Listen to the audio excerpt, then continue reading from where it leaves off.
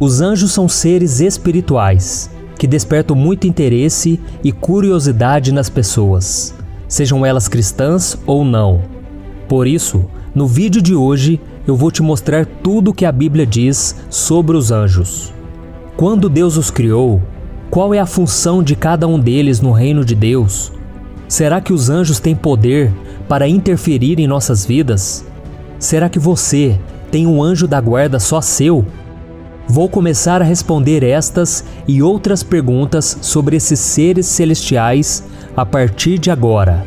Mas antes disso, se inscreva aqui no meu canal e ative o sininho para receber as notificações do YouTube no seu celular. Então vamos começar. Os anjos, que são mencionados dezenas de vezes, tanto no Antigo quanto no Novo Testamento, foram criados por Deus para proclamar a sua glória e o seu poder.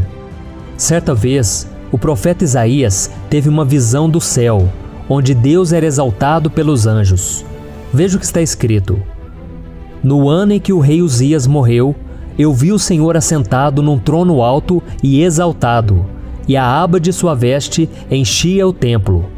Acima dele estavam serafins, cada um deles tinha 6 asas, com 2 cobriam o rosto, com 2 cobriam os pés, e com 2 voavam, e proclamavam uns aos outros: Santo, Santo, Santo é o Senhor dos exércitos. A terra inteira está cheia de sua glória. A Bíblia também diz que os anjos são espíritos ministradores, enviados para servir aqueles que vão herdar a salvação. Os anjos são servos de Deus e interferem sim nos assuntos humanos, mas nós não sabemos ao certo como isso acontece. Os anjos são muito mais fortes e poderosos do que as pessoas. Além disso, eles são muito mais inteligentes do que nós e podem viajar numa velocidade tão grande que não conseguimos nem imaginar. Porém, isso não quer dizer que eles saibam de todas as coisas a respeito de Deus e do seu reino. Os anjos moram no céu e podem ver a Deus. No passado, alguns deles vieram à terra para fazer tarefas dadas pelo Senhor, como por exemplo, lutar contra Satanás para não permitir que ele ficasse com o corpo de Moisés. Eles também vieram acompanhar o Senhor quando ele desceu para avisar Abraão de que sua esposa Sara teria um filho. Vieram também comunicar Maria de que ela daria à luz ao Messias, e confortar as mulheres, dizendo a elas que Jesus havia ressuscitado quando viram o túmulo do seu mestre aberto e vazio. Além disso, o apóstolo Paulo deixa claro que anjos vieram à terra como homens, sem que as pessoas soubessem quem eles eram de verdade. Ele disse: Seja constante o amor fraternal, não se esqueçam da hospitalidade. Foi praticando-a que, sem saber, alguns acolheram anjos. Lembre-se dos que estão na prisão, como se aprisionados com eles, dos que estão sendo maltratados, como se fossem vocês mesmos que o estivessem sofrendo no corpo. E você pode estar se perguntando se esses seres foram criados antes ou depois do homem. E a resposta pode ser encontrada no livro de Jó, capítulo 38, versículo 7, onde o próprio Deus disse a Jó que os anjos se alegravam muito enquanto ele fazia o mundo. Ou seja, eles foram criados antes mesmo de Deus dizer que haja luz. Uma coisa interessante a se falar sobre os anjos é que eles não se casam e nem se reproduzem. Ou seja, eles foram criados de uma única vez. E a Bíblia também diz que eles são seres imortais, exceto aqueles que se rebelaram contra o Senhor juntamente com Satanás e foram expulsos do céu. Estes sofrerão com a ira divina, assim que Jesus voltar e derrotar o diabo. Dos milhões de anjos existentes no céu, apenas os nomes de 2 deles são mencionados na Bíblia: o do arcanjo Miguel e do Gabriel. Outros nomes de anjos até são mencionados em livros apócrifos, ou seja, que não foram inspirados por Deus. Então podemos afirmar com convicção que a Bíblia não fala nada sobre esses outros seres. Outra dúvida muito comum é sobre o relacionamento dos anjos com as pessoas. E a verdade é que eles se preocupam sim com os filhos de Deus e desejam que coisas boas aconteçam com seres humanos aqui na Terra. Tanto é que o próprio Jesus disse em Lucas capítulo 15, que há alegria na presença dos anjos de Deus por um pecador que se arrepende. E mais do que se preocuparem, os anjos ajudam as pessoas quando o Senhor os ordena a fazer isso. Veja alguns exemplos. Antes de destruir as cidades de Sodoma e Gomorra, Deus mandou 2 anjos para ajudar Ló e a sua família a fugir de lá. Muito tempo depois, o rei Dário condenou o profeta Daniel a ser comido por leões. Mas isso não aconteceu, porque o Senhor enviou seu anjo e fechou a boca dos leões. Outro exemplo foi do apóstolo Pedro. Ele estava preso e Deus enviou um anjo para libertá-lo. E o próprio Jesus foi ajudado pelos anjos enquanto esteve aqui na terra. Uma das vezes foi quando, logo depois que ele passou pelos 40 dias de jejum no deserto, após resistir aos ataques de Satanás, Cristo recebeu comida das mãos dos anjos do Senhor. E em outra ocasião, a Bíblia conta que um anjo veio e o fortaleceu quando o Filho de Deus estava prestes a morrer na cruz. Além disso, vemos em diversas passagens bíblicas que os anjos trabalham para que as coisas ocorram bem em nossas vidas. Mas isso não significa que eles podem governar as nossas vidas, muito menos receber qualquer tipo de adoração e oração da nossa parte. E isso também não quer dizer que cada um de nós tenha um anjo da guarda à nossa disposição 24 horas por dia. Algumas religiões usam uma fala de Jesus que está em Mateus capítulo 18 para defender essa proteção exclusiva. Porém, isso não é verdade. Vamos ver o que está escrito. Cuidado para não desprezarem um só destes pequeninos, pois eu lhes digo que os anjos deles nos céus estão sempre vendo a face do meu Pai Celeste. Ao declarar isso, Jesus simplesmente estava expressando o cuidado de Deus por seu povo, através dos anjos. É como se ele estivesse explicando que os anjos estão prontos para agir em benefício do seu povo, caso seja necessário. Assim, a ideia de um anjo da guarda para cada crente não tem base bíblica. Em vez disso, a Escritura afirma uma verdade mais preciosa. O cuidado de um cristão não é a tarefa de apenas um anjo, mas de todo o exército angelical. E por falar em quantidade de anjos, a Bíblia mostra que existem pelo menos 4 classes diferentes de anjos: o arcanjo, os serafins, os querubins e os seres viventes. Vamos ver o que as Escrituras Sagradas falam sobre cada uma dessas classes. Primeiro, o arcanjo. O único arcanjo mencionado na Bíblia é Miguel.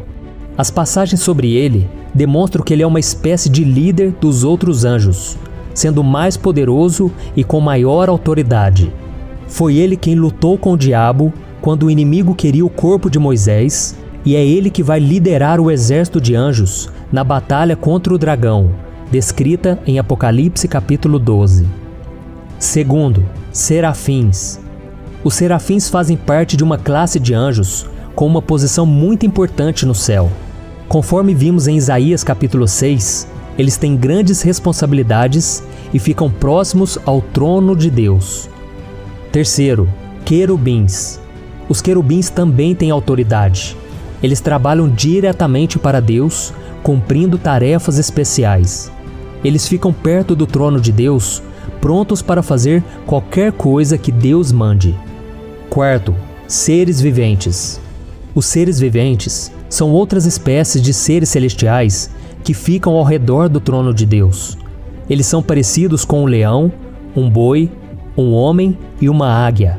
São muito poderosos e adoram a Deus dia e noite, dizendo: Santo, Santo, Santo é o Senhor, o Deus Todo-Poderoso, que era e que há de vir. Mas a Bíblia é muito clara ao dizer que também existem anjos maus, que se transformaram em verdadeiros soldados de Satanás, cujo principal objetivo é roubar, matar e destruir a vida das pessoas em todo o mundo. Mas como será que eles surgiram? Quem os criou? Assim como Miguel, Lúcifer, cujo nome significa estrela da manhã, era um anjo muito poderoso criado por Deus. Porém, ele quis tomar o trono do Senhor e, como resultado, foi expulso da presença do Pai. Veja o que Deus disse a ele através do profeta Isaías. Como você caiu dos céus, ó estrela da manhã, filho da alvorada! Como foi atirado à terra, você que derrubava as nações! Você que dizia no seu coração: subirei aos céus, erguerei o meu trono acima das estrelas de Deus. Eu me assentarei no monte da Assembleia, no ponto mais elevado do Monte Santo. Subirei mais alto que as mais altas nuvens, serei como o Altíssimo. Mas às profundezas do Sheol você será levado, irá ao fundo do abismo. E junto com Lúcifer, 1/3 dos anjos que também haviam se rebelado contra o Senhor, caíram do céu e se tornaram seres demoníacos que passaram séculos perturbando a terra e continuarão a fazer isso até que sejam destruídos por Jesus no fim dos tempos. Você já ouviu falar dos anjos caídos? De acordo com a Bíblia, os anjos são seres poderosos criados por Deus, mas muitos se rebelaram e foram expulsos do céu. Alguns deles passaram a viver aqui na terra, ganharam forma humana e chegaram até mesmo a se relacionar com mulheres. Mas afinal, o que aconteceu com eles? Onde esses anjos estão localizados nos dias de hoje? Assista esse vídeo até o final que eu vou te revelar tudo sobre eles. Para entendermos a localização dos anjos caídos, nós precisamos primeiro descobrir algumas informações sobre eles. E a primeira que nós temos sobre isso está no livro de Gênesis, capítulo 6, do versículo 1 ao 4. Olha o que está escrito. Quando os homens começaram a multiplicar-se na terra e lhes nasceram filhas, os filhos de Deus viram que as filhas dos homens eram bonitas e escolheram para si aquelas que lhes agradaram. Então disse o Senhor: por causa da perversidade do homem, meu espírito não contenderá com ele para sempre, e ele só viverá 120 anos. Naqueles dias havia nefilins na terra, e também posteriormente, quando os filhos de Deus possuíram as filhas dos homens, e elas lhes deram filhos. Eles foram os heróis do passado, homens famosos. A Bíblia nos fala sobre a existência de nefilins na terra. Eles eram um grupo de pessoas consideradas gigantes por serem muito maiores que um homem comum. Mas afinal, como eles surgiram? Muitos estudiosos acreditam que esses filhos de Deus que se deitaram com as mulheres eram na verdade anjos que se rebelaram contra o Senhor e foram expulsos do céu. Isso porque no livro de Jó, os anjos são chamados de filhos de Deus. Esses anjos caídos se materializaram em corpos humanos e se relacionaram com as mulheres que escolheram. Porém, esse tipo de união desagradou a Deus, pois desobedecia a ordem dele de que a mulher deveria se casar com um homem. E desse relacionamento proibido nasceram seres gigantes, muito valentes e cruéis, que encheram a terra de maldade. Isso nos mostra que até mesmo os anjos podiam cometer pecados e também receberam punição pelos seus erros. Veja só o que está escrito em Judas, capítulo 1, versículo 6. Aos anjos que não conservaram suas posições de autoridade, mas abandonaram sua própria morada, ele os tem guardado em trevas, presos com correntes eternas para o juízo do grande dia. Isso nos mostra que esses anjos caídos que se deitaram com as mulheres estão atualmente presos e acorrentados. E Deus os tem mantido dessa forma até o dia do julgamento final por causa da sua rebeldia e destruição na terra. O apóstolo Pedro também disse que esses anjos caídos estão presos na escuridão. Veja só o que está escrito em 2 Pedro capítulo 2. Deus não poupou os anjos que pecaram, mas os lançou no inferno, prendendo-os em abismos tenebrosos, a fim de serem reservados para o juízo. Agora você consegue imaginar alguém abrindo mão de uma vida de luz para viver em completa escuridão? Não parece ser uma escolha difícil de fazer, não é verdade? Pois é muito melhor viver uma vida de luz. Mas, muitas vezes, as pessoas também preferem viver uma vida de pecado e desobediência a Deus, esquecendo de que estão abrindo mão de uma vida eterna e entrando no abismo de escuridão. Isso acontece porque muitos não levam a sério a misericórdia do Senhor. Deus está nos poupando todos os dias de sermos lançados em prisões. Ele nos mostra o caminho para voltarmos para Ele, mas infelizmente muitos preferem se rebelar a Ele e contra a sua palavra. E como nós já sabemos, isso não vai acabar bem. A Bíblia diz em João capítulo 3, o versículo 19, que a luz veio ao mundo e essa luz é Jesus, mas os homens amaram as trevas e não a luz, porque as suas obras eram más e elas não quiseram se arrepender. Então, irmãos, que isso sirva de alerta para todos nós. Amém? E além desses anjos do mal que estão aprisionados hoje, existem também os outros anjos que se rebelaram contra Deus, juntamente com Lúcifer, e eles foram expulsos do céu. Veja o que a Bíblia diz. Como você caiu dos céus, ó estrela da manhã, filho da alvorada. Como foi atirado à terra, você que derrubava as nações. Você que dizia no seu coração, subirei aos céus, erguerei o meu trono acima das estrelas de Deus. Eu me assentarei no monte da Assembleia, no ponto mais alto do Monte Santo. Subirei mais alto que as mais altas nuvens, serei como o Altíssimo. Lúcifer era um anjo de luz e ele cometeu o pecado ao deixar o orgulho dominar o seu coração e querer ser maior que o próprio Deus. Com isso, ele se tornou Satanás, que significa adversário. E no livro de Ezequiel, capítulo 28, a Bíblia fala que foi achado maldade e violência no seu coração. E isso nos mostra que até mesmo os anjos tinham livre-arbítrio e tinham também a sabedoria. Mas eles escolheram não dar ouvidos a isso e o orgulho fez com que eles se unissem para se rebelar contra Deus. A Bíblia diz que Satanás conseguiu liderar 1/3 dos anjos do céu, mas eles acabaram sendo expulsos e lançados à terra. E é por isso que nós chamamos de anjos caídos. Mas e agora? Onde será que eles estão? No livro de Efésios, nós encontramos a resposta para isso. Vamos ler o que está escrito. A nossa luta não é contra pessoas, mas contra os poderes e autoridades, contra os dominadores deste mundo de trevas, contra as forças espirituais do mal nas regiões celestiais. Olha isso, irmãos. Isso nos mostra que Satanás e os anjos caídos estão em toda parte, no mundo inteiro. A Bíblia por diversas vezes já nos revelou que o diabo está aqui na terra, perambulando para lá e para cá, como está escrito em 1 Pedro capítulo 5, o versículo 8. Além disso, eles habitam também nas regiões celestiais, e muitos também acreditam que eles moram nos planetas à nossa volta e ficam vindo aqui na terra. E esses demônios que habitam nas regiões celestiais ficam jogando dardos inflamados sobre nós e em nossos pensamentos, além de tentar impedir que as bênçãos cheguem até nós através dos anjos. Em Daniel capítulo 10, o versículo 13, diz que um anjo foi impedido por Satanás por 21 dias de entregar uma revelação a Daniel, até que veio o anjo Miguel e o ajudou. Irmãos, existe uma lição muito poderosa que nós podemos aprender com tudo isso. Deus está nos mostrando que nem mesmo os anjos foram poupados do castigo pelos seus atos. E se Ele não poupou nem os anjos que estavam ao seu lado, imagine o que Ele não irá fazer com uma geração que nem mesmo quer saber de Deus. Nós sabemos que o Senhor deu a cada um de nós o livre-arbítrio para escolhermos como queremos viver a nossa vida.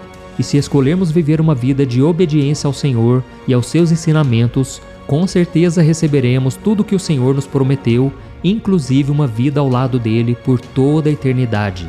A Bíblia diz em Efésios capítulo 2 que a salvação é pela graça, por meio da fé em Jesus e não pelas nossas boas obras. Por isso, tudo o que nós devemos fazer é nos arrepender e crer que Cristo morreu e ressuscitou para nos salvar. E em 2 Pedro capítulo 2, o versículo 9, está escrito que Deus sabe livrar os piedosos da provação e, ao mesmo tempo, manter em castigo os ímpios para o dia do juízo, ou seja, aqueles que não quiseram se arrepender e seguir a Jesus. E isso quer dizer que Deus conhece o coração de cada pessoa e a atitude de cada um de nós. Ele sabe quem está em obediência à sua palavra e quer realmente viver uma vida ao lado dele. Mas a partir do momento em que alguém decide rejeitar os ensinamentos de Cristo e ignora o sacrifício dele na cruz, com certeza o final dessa pessoa será de escuridão em prisões eternas. Por isso, meu querido irmão e minha irmã, aceite hoje o convite do Senhor e busque andar na luz com Jesus todos os dias. Você verá que esta é a melhor decisão que alguém pode tomar na vida. Amém?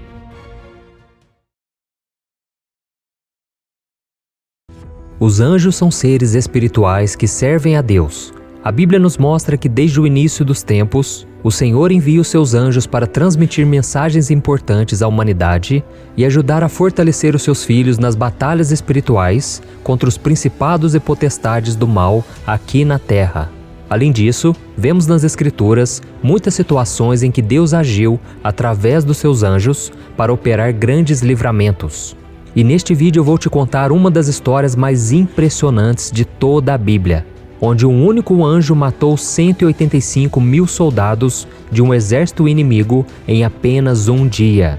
Há cerca de 700 anos antes de Cristo, havia um rei de Judá chamado Ezequias. Ele era filho do rei Acás e assumiu o trono aos 25 anos de idade.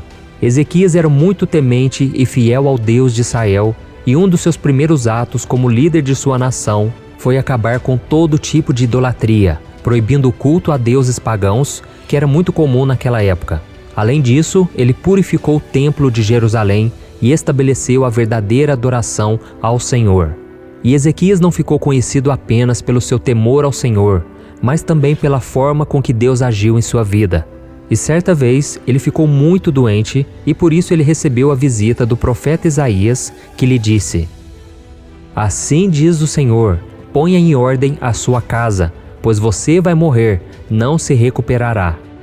Muitas pessoas dizem que Ezequias deveria colocar em ordem a sua casa, porque com certeza ele estava fazendo alguma coisa errada. Mas na verdade, esse termo "ponha em ordem a sua casa" quer dizer: prepare o caminho para o seu sucessor. Deixe tudo pronto para aquele que virá reinar em seu lugar. E quando Ezequias ouviu aquelas palavras, ele sentiu uma profunda tristeza. Ele virou seu rosto para a parede e chorou muito, pedindo a Deus mais tempo de vida. O profeta Isaías, que já estava próximo ao portão de saída da cidade, ele retornou à presença de Ezequias por ordem de Deus e lhe disse que o Senhor lhe daria mais 15 anos de vida. E ainda deu a ele um sinal, fazendo atrasar 10 graus na sombra do relógio solar construído pelo rei Acás. E agora que você já sabe quem foi o rei Ezequias e o quanto Deus era bom com ele, vamos à história do anjo que matou milhares de soldados em apenas um dia. A história começa assim: a Assíria, uma das nações vizinhas de Israel, era considerada a mais poderosa do mundo naquela época. O exército daquele país era formado por guerreiros famosos pela sua crueldade, pela sua maldade com que tratavam os seus inimigos. E por onde esse exército passava, ele deixava um rastro de sangue e de muita destruição. Para você ter uma noção, ele já tinha conquistado o reino de 10 tribos de Israel e também queria conquistar o reino das 2 tribos de Judá. E o rei da Síria, Senaqueribe, ele foi invadindo as cidades de Judá uma por uma. Mas a cidade que ele mais queria era a cidade de Jerusalém. E Ezequias se sentiu muito ameaçado, encurralado com essa tentativa, por isso ele até tentou convencer Senaqueribe a desistir de invadir Jerusalém, lhe oferecendo um valor muito alto. E para pagar aquele tributo ao rei da Síria, Ezequias usou os tesouros do templo e do palácio em Jerusalém. Vamos ler o que está escrito em 2 Reis, capítulo 18.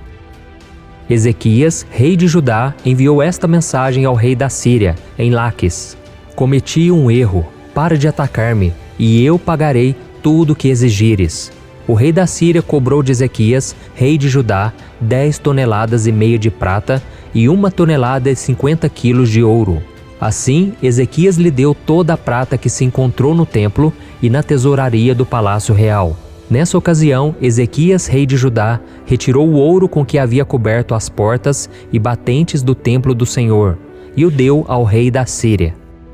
Olha isso, irmãos, Ezequias estava disposto a tudo para proteger Jerusalém, mas Senaqueribe, através do seu mensageiro, afrontou a Ezequias e ao Senhor. Ele afirmou que assim como os deuses das cidades que ele havia conquistado não puderam impedi-lo, o Deus de Israel também não poderia impedir que ele tomasse Jerusalém. Veja o que o rei da Síria escreveu em sua carta a Ezequias: "Não deixe que o Deus no qual você confia o engane, quando diz: Jerusalém não será entregue nas mãos do rei da Síria. Com certeza você ouviu o que os reis da Síria têm feito a todas as nações, e como vocês as destruíram por completo. E você acha que se livrará? Acaso os deuses das nações que foram destruídas pelos meus antepassados os livraram? Os deuses de Gozã, de Harã, de Rezefe e dos descendentes de Éden que estavam em Telassar? Onde estão o rei de Ramate, o rei de Arpade, o rei da cidade de Serfavaim, de Ena e de Eva? Olha isso, irmãos. Então, diante dessa ameaça, Ezequias ficou com muito medo, mas mesmo assim, ele decidiu confiar no Senhor e apresentou em oração aquela situação, clamando a Deus por sua misericórdia e sua proteção. Então o Senhor lhe respondeu através do profeta Isaías e prometeu livrar o seu povo e julgar a Assíria. Veja o que a palavra do Senhor diz. Então Isaías, filho de Amós, enviou uma mensagem a Ezequias. Assim diz o Senhor, Deus de Israel: ouvi a sua oração acerca de Senaqueribe, rei da Síria. Esta é a palavra que o Senhor falou contra ele. A virgem cidade de Sião despreza e zomba de você. A cidade de Jerusalém meneia a cabeça enquanto você foge. De quem você zombou e contra quem blasfemou? Contra quem você ergueu a voz e contra quem levantou seu olhar arrogante? Contra o Santo de Israel. Por isso, assim diz o Senhor acerca do rei da Síria: ele não entrará nesta cidade e não atirará aqui uma flecha sequer. Não virá diante dela com escudo, nem construirá rampas de cerco contra ela. Pelo caminho por onde veio, voltará. Não entrará nesta cidade, declara o Senhor. Eu defenderei esta cidade e a salvarei, por amor de mim e por amor de Davi, meu servo. E foi exatamente assim que aconteceu, irmãos. Naquela mesma noite, enquanto Senaqueribe estava com seu numeroso exército do lado de fora de Jerusalém, pronto para atacar o povo de Deus e destruir a cidade e o templo, a Bíblia diz que o Senhor enviou o seu anjo que matou 185 mil soldados assírios. Olha que milagre fantástico, não é verdade? Todos aqueles homens que passaram suas vidas treinados para matar foram derrotados por um único ser celestial. E quando o povo de Judá despertou pela manhã, encontrou todos os milhares de cadáveres no acampamento assírio. E diante do tamanho do poder de Deus, o rei da Síria não teve outra escolha a não ser fugir para nunca mais voltar. E mais, a Bíblia conta que tempos depois, enquanto ele adorava um dos seus deuses pagãos, Senaqueribe foi morto à espada pelos seus próprios filhos, enquanto Ezequias e Judá continuaram prosperando. Então, irmãos, como vimos nessa história, Ezequias era um homem temente a Deus e ele fez com que o povo de Judá, que tinha se afastado do Senhor, se voltasse para o seu caminho. E foi esse ato de arrependimento, esse ato de fé, que fez com que Deus guardasse Jerusalém e as pessoas que lá viviam. E da mesma forma com que o Senhor enviou um anjo para matar 185 mil soldados assírios, Ele também pode usar o seu exército celestial para te guardar e lutar nas suas batalhas. Amém? Não foi por acaso que o salmista disse: o anjo do Senhor é sentinela ao redor daqueles que o temem e os livra. Provem e vejam como o Senhor é bom, como é feliz o homem que nele se refugia. Deus, ele protege o seu povo, aqueles que andam com o Senhor, mesmo que tenham suas falhas, mas estão sempre querendo agradar a Deus. O Senhor os livra de todas as tribulações. Então, meu querido irmão e minha irmã, ame ao Senhor de todo o seu coração e nunca deixe de confiar nele, mesmo se você estiver com medo, assim como Ezequias fez, e assim você verá o poder de Deus agindo em seu favor. Afinal, o Senhor é o mesmo ontem, hoje e eternamente. Amém?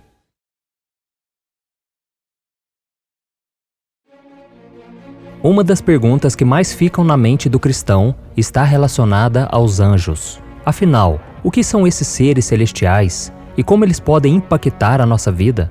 Em toda a Bíblia existem pelo menos 300 referências a anjos. Seja no Antigo ou no Novo Testamento, sempre vemos exemplos de anjos trabalhando em favor dos filhos de Deus.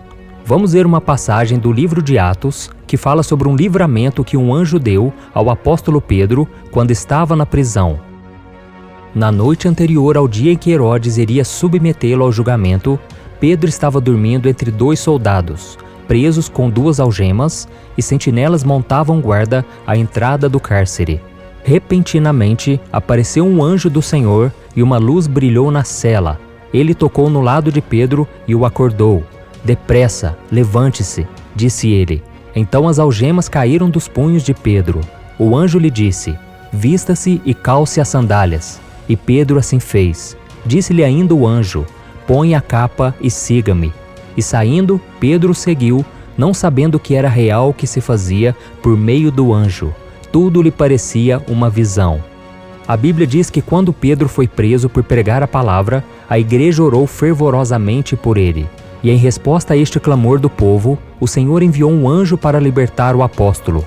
Pedro estava num sono tão profundo que a Bíblia diz que o anjo teve que bater nele para despertá-lo. As algemas então caíram de seus pulsos, a porta da prisão se abriu e Pedro foi embora. Olha a importância dos anjos. Saber quem eles são e qual é o papel que eles desempenham nos planos de Deus pode nos ajudar muito na vida cristã. Por isso eu vou te mostrar as 5 perguntas mais comuns sobre os anjos e vou respondê-las de acordo com a palavra de Deus, ok? A primeira pergunta muito comum: qual é o papel dos anjos? A palavra grega e hebraica para anjo se traduz como mensageiro, que é exatamente o que os anjos são. Eles são seres espirituais que realizam a vontade do Senhor e eles não devem nunca ser adorados, porque eles são como nós e estão em obediência a Deus. Os anjos cuidam de nós e nos protegem quando o Senhor ordena, e na grande maioria das vezes, eles fazem isso sem que a gente perceba. Vamos ver o que a Bíblia diz. Seja constante o amor fraternal. Não se esqueçam da hospitalidade. Foi praticando-a que, sem o saber, alguns acolheram anjos. Olha isso, irmãos. Nós vemos aqui que os anjos também podem assumir forma humana. E assim como Deus criou eu, criou você, Ele também criou os anjos com um propósito.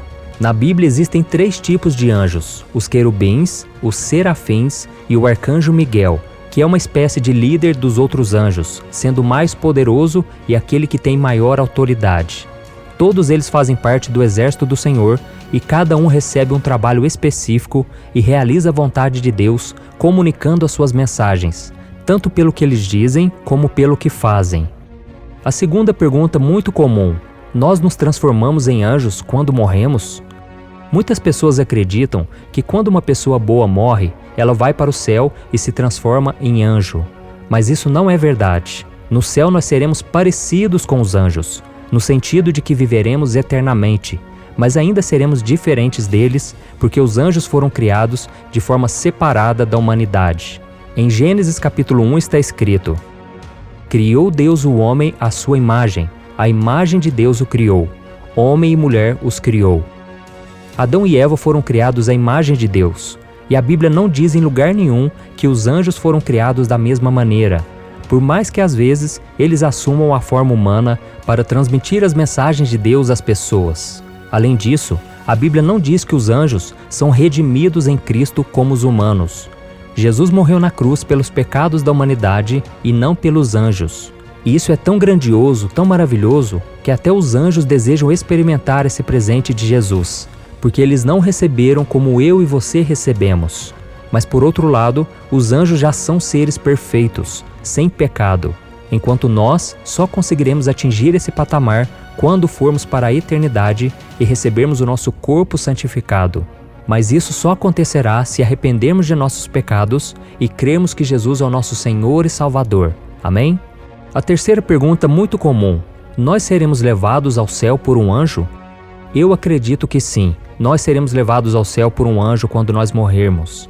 E existe uma parábola em Lucas capítulo 16, em que Jesus conta a história de um homem rico que vivia apenas para satisfazer suas vontades e tinha também um pobre mendigo. Aquele homem rico ignorou a Deus na sua vida e quando ele morreu, ele foi separado do Senhor para sempre e foi para o inferno. E ele nunca teve a chance de consertar os seus erros. Já o homem pobre, apesar da sua situação miserável aqui na terra, ele nunca perdeu a sua fé no Senhor. Vamos ver o que aconteceu quando ele também morreu. Chegou o dia em que o mendigo morreu, e os anjos o levaram para junto de Abraão. Olha isso, irmãos. Aqui nós vemos que os anjos o conduziram até a presença do Senhor, e eu creio que vai acontecer isso com todos aqueles que creram em Jesus. Então os anjos estão aqui para nos ajudar, e na Bíblia nós somos ensinados de que eles estão sempre conosco também para nos proteger dos ataques de Satanás. Da mesma forma, também podemos confiar que eles nos levarão ao céu quando chegar a hora, ok? A quarta pergunta muito comum: os anjos podem se afastar de Deus?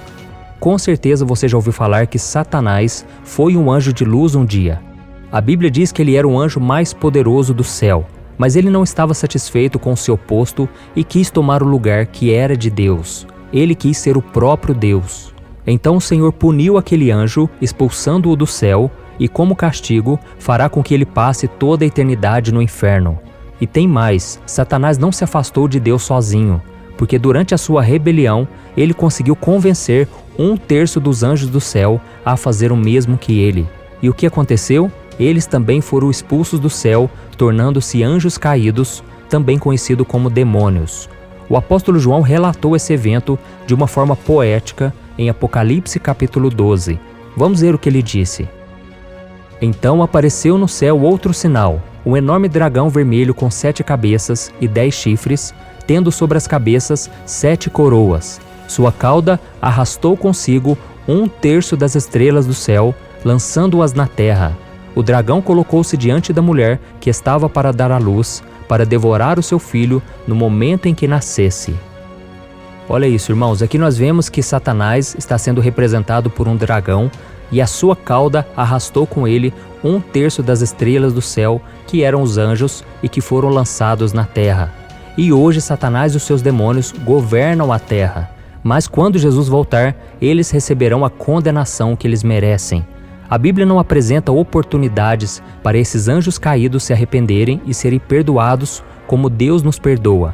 Isso porque, como vimos agora há pouco, Jesus derramou seu sangue pelos nossos pecados. Ele não fez isso para salvar os anjos, ok? E a quinta pergunta muito comum é essa: cada pessoa tem o seu anjo da guarda? Eu sei que a ideia de um anjo da guarda é muito popular no nosso meio, na nossa cultura. Eu já ouvi relatos de pessoas que, mesmo não tendo religião, elas disseram ter sido resgatadas por um anjo durante uma experiência de quase morte.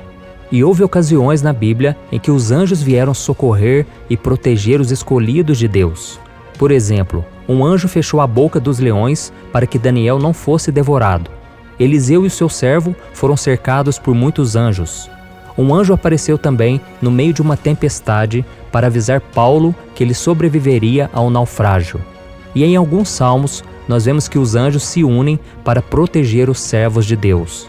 Mas diferente desse pensamento, nenhum ser humano recebe de Deus um anjo da guarda específico quando vem a este mundo. Em Mateus capítulo 18, Jesus disse o seguinte: cuidado para não desprezarem um só destes pequeninos, pois eu lhes digo que os anjos deles nos céus estão sempre vendo a face de meu Pai Celeste. Olha isso, aqui Jesus está nos dizendo que os anjos de Deus estão à disposição dos cristãos e fazendo tudo o que o Senhor os ordena para cuidar dos seus filhos. Mas não existe uma passagem sequer que diga que cada anjo do céu é responsável por uma pessoa na terra.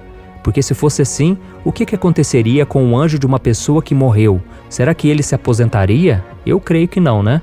A única passagem da Bíblia que parece indicar que existe anjo da guarda é o versículo 7 do Salmo 34, que diz assim, o anjo do Senhor acampa-se ao redor dos que o temem e os livra. Tudo indica neste versículo que existe um anjo acampando-se ao redor dos filhos de Deus. No entanto, este versículo não prova que existe um anjo da guarda para cada pessoa. Ele apenas está mostrando o cuidado de Deus por aqueles que o temem, ou seja, aqueles que amam a Deus e que não querem desagradá-lo. E repare nesse versículo que o anjo acampa-se ao nosso redor, ou seja, tem o mesmo significado de montar e desmontar um acampamento. Então, para concluir, irmãos, a Bíblia diz que os anjos são ministros de Deus para servir aqueles que vão herdar a salvação. Mas você nunca deve adorá-los nem pedir nada para eles, ok? Porque eles não podem fazer nada por conta própria. Eles só recebem ordens de Deus. E se você ler os evangelhos, você vai ver que nem Jesus recorreu aos anjos em momento algum, nem quando ele estava sendo morto na cruz. Sempre foram os anjos que vieram até Cristo e o serviram, como aconteceu no final do seu jejum no deserto e quando ele estava sofrendo no Getsêmani. Por isso, meu querido irmão e minha irmã, quando você for orar, fale diretamente com Deus, em nome de Jesus. e o Senhor então vai enviar anjos para te proteger e te guardar. Amém?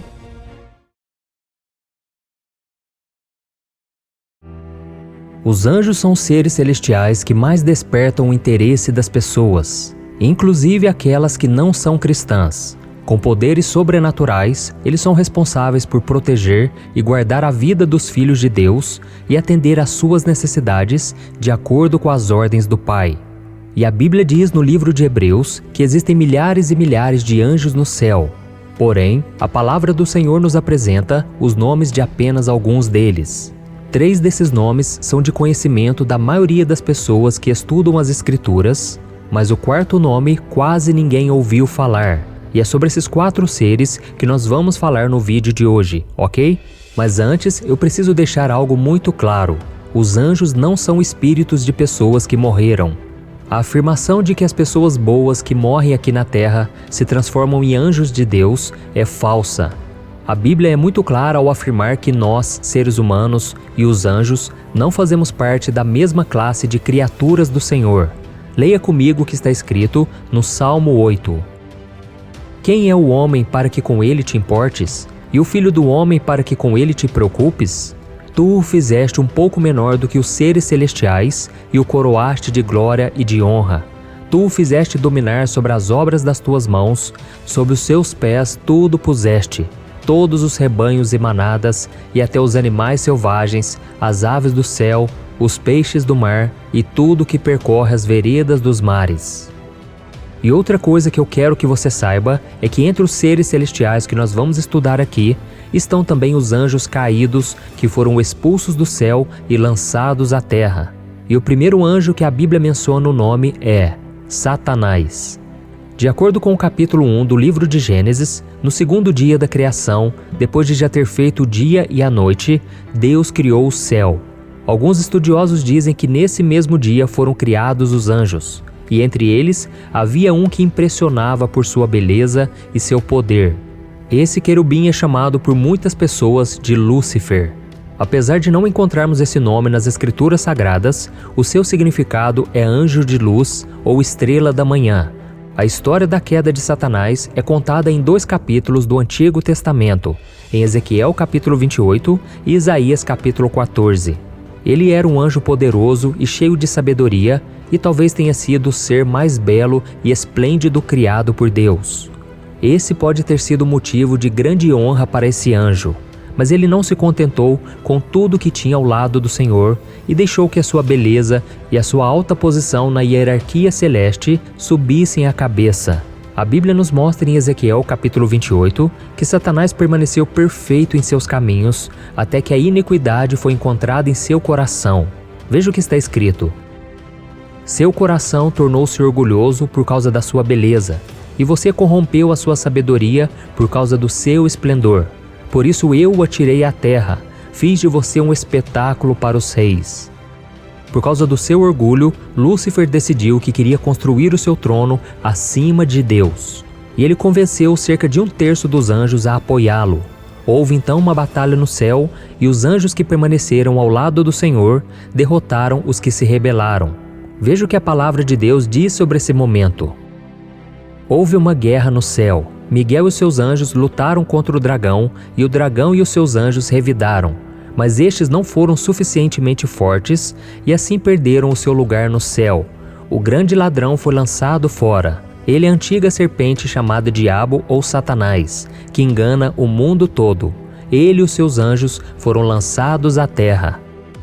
O exército de anjos rebeldes não foi suficiente para vencer as hostes celestiais. Os perdedores foram enviados para a terra, daí o termo anjos caídos. E no final dos tempos eles serão lançados no lago de fogo e enxofre por toda a eternidade. E não satisfeito com a derrota, Satanás decidiu destruir a raça humana, a mais perfeita criação de Deus. Então nós lemos no livro de Gênesis que ele se disfarçou de serpente, foi até o jardim do Éden e convenceu Adão e Eva a comerem do fruto da árvore do conhecimento, que havia sido proibido por Deus. Assim o pecado entrou no mundo e o casal perdeu a intimidade com o Criador e foi expulso do paraíso. E hoje, assim como no passado, Satanás faz tudo o que está ao seu alcance para trazer condenação aos seres humanos, desviando-os do caminho da salvação que é oferecida através do sacrifício de Jesus. E a Bíblia diz que para enganar os filhos de Deus, ele é capaz até mesmo de se disfarçar em um anjo de luz. Segundo, Miguel.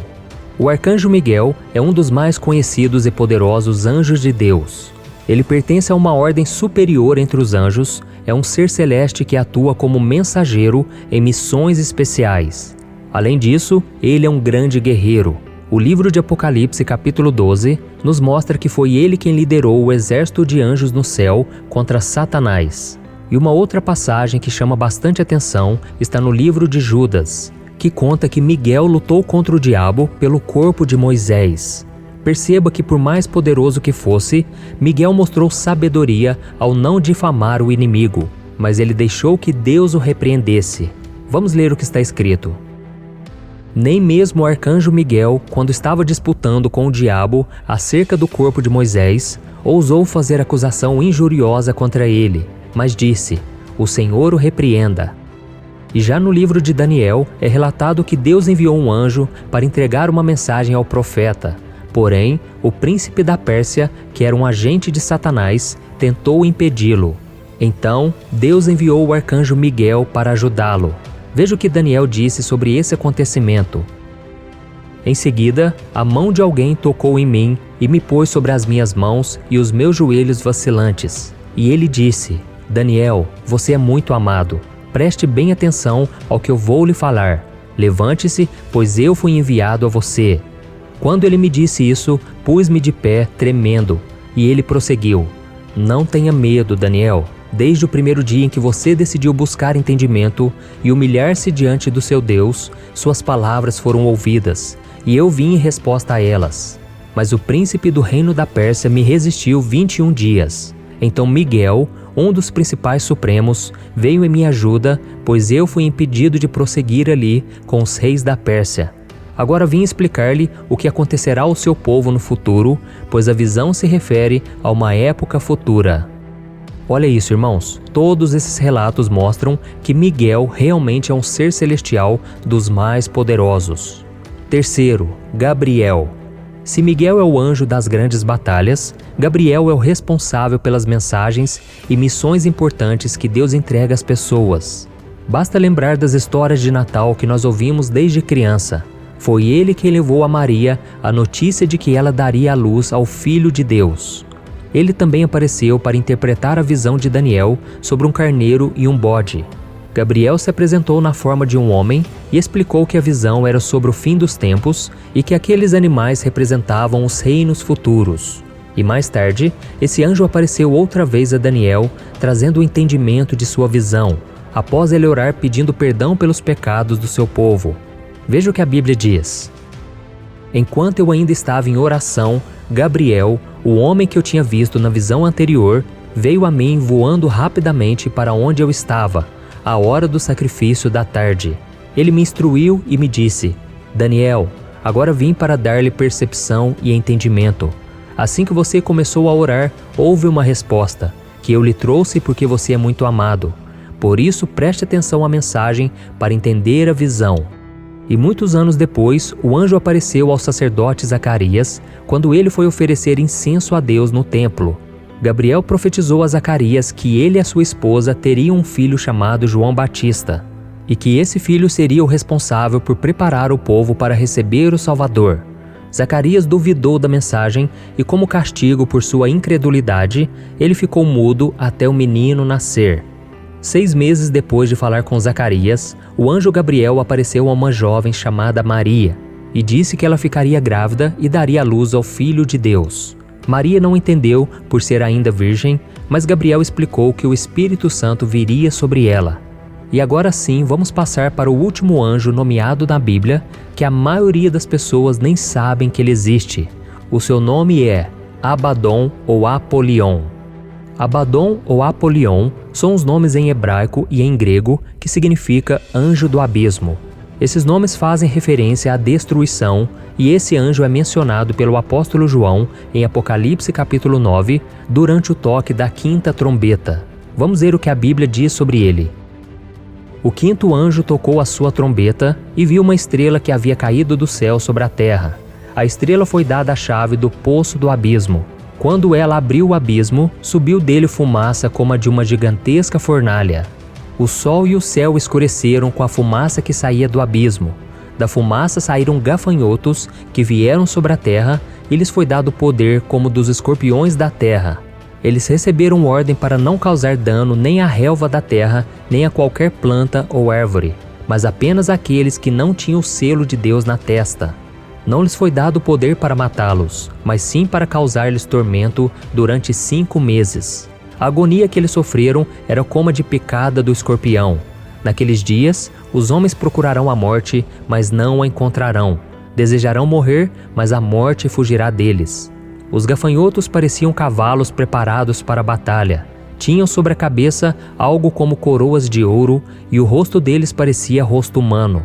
Os cabelos deles eram como os de mulheres e os dentes como os de leão. Tinham couraças como couraças de ferro e o som das suas asas era como o barulho de muitos cavalos e carruagens correndo para a batalha.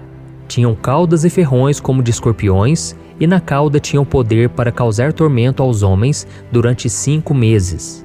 Tinham um rei sobre eles, o anjo do abismo, cujo nome em hebraico é Abaddon e em grego Apolion.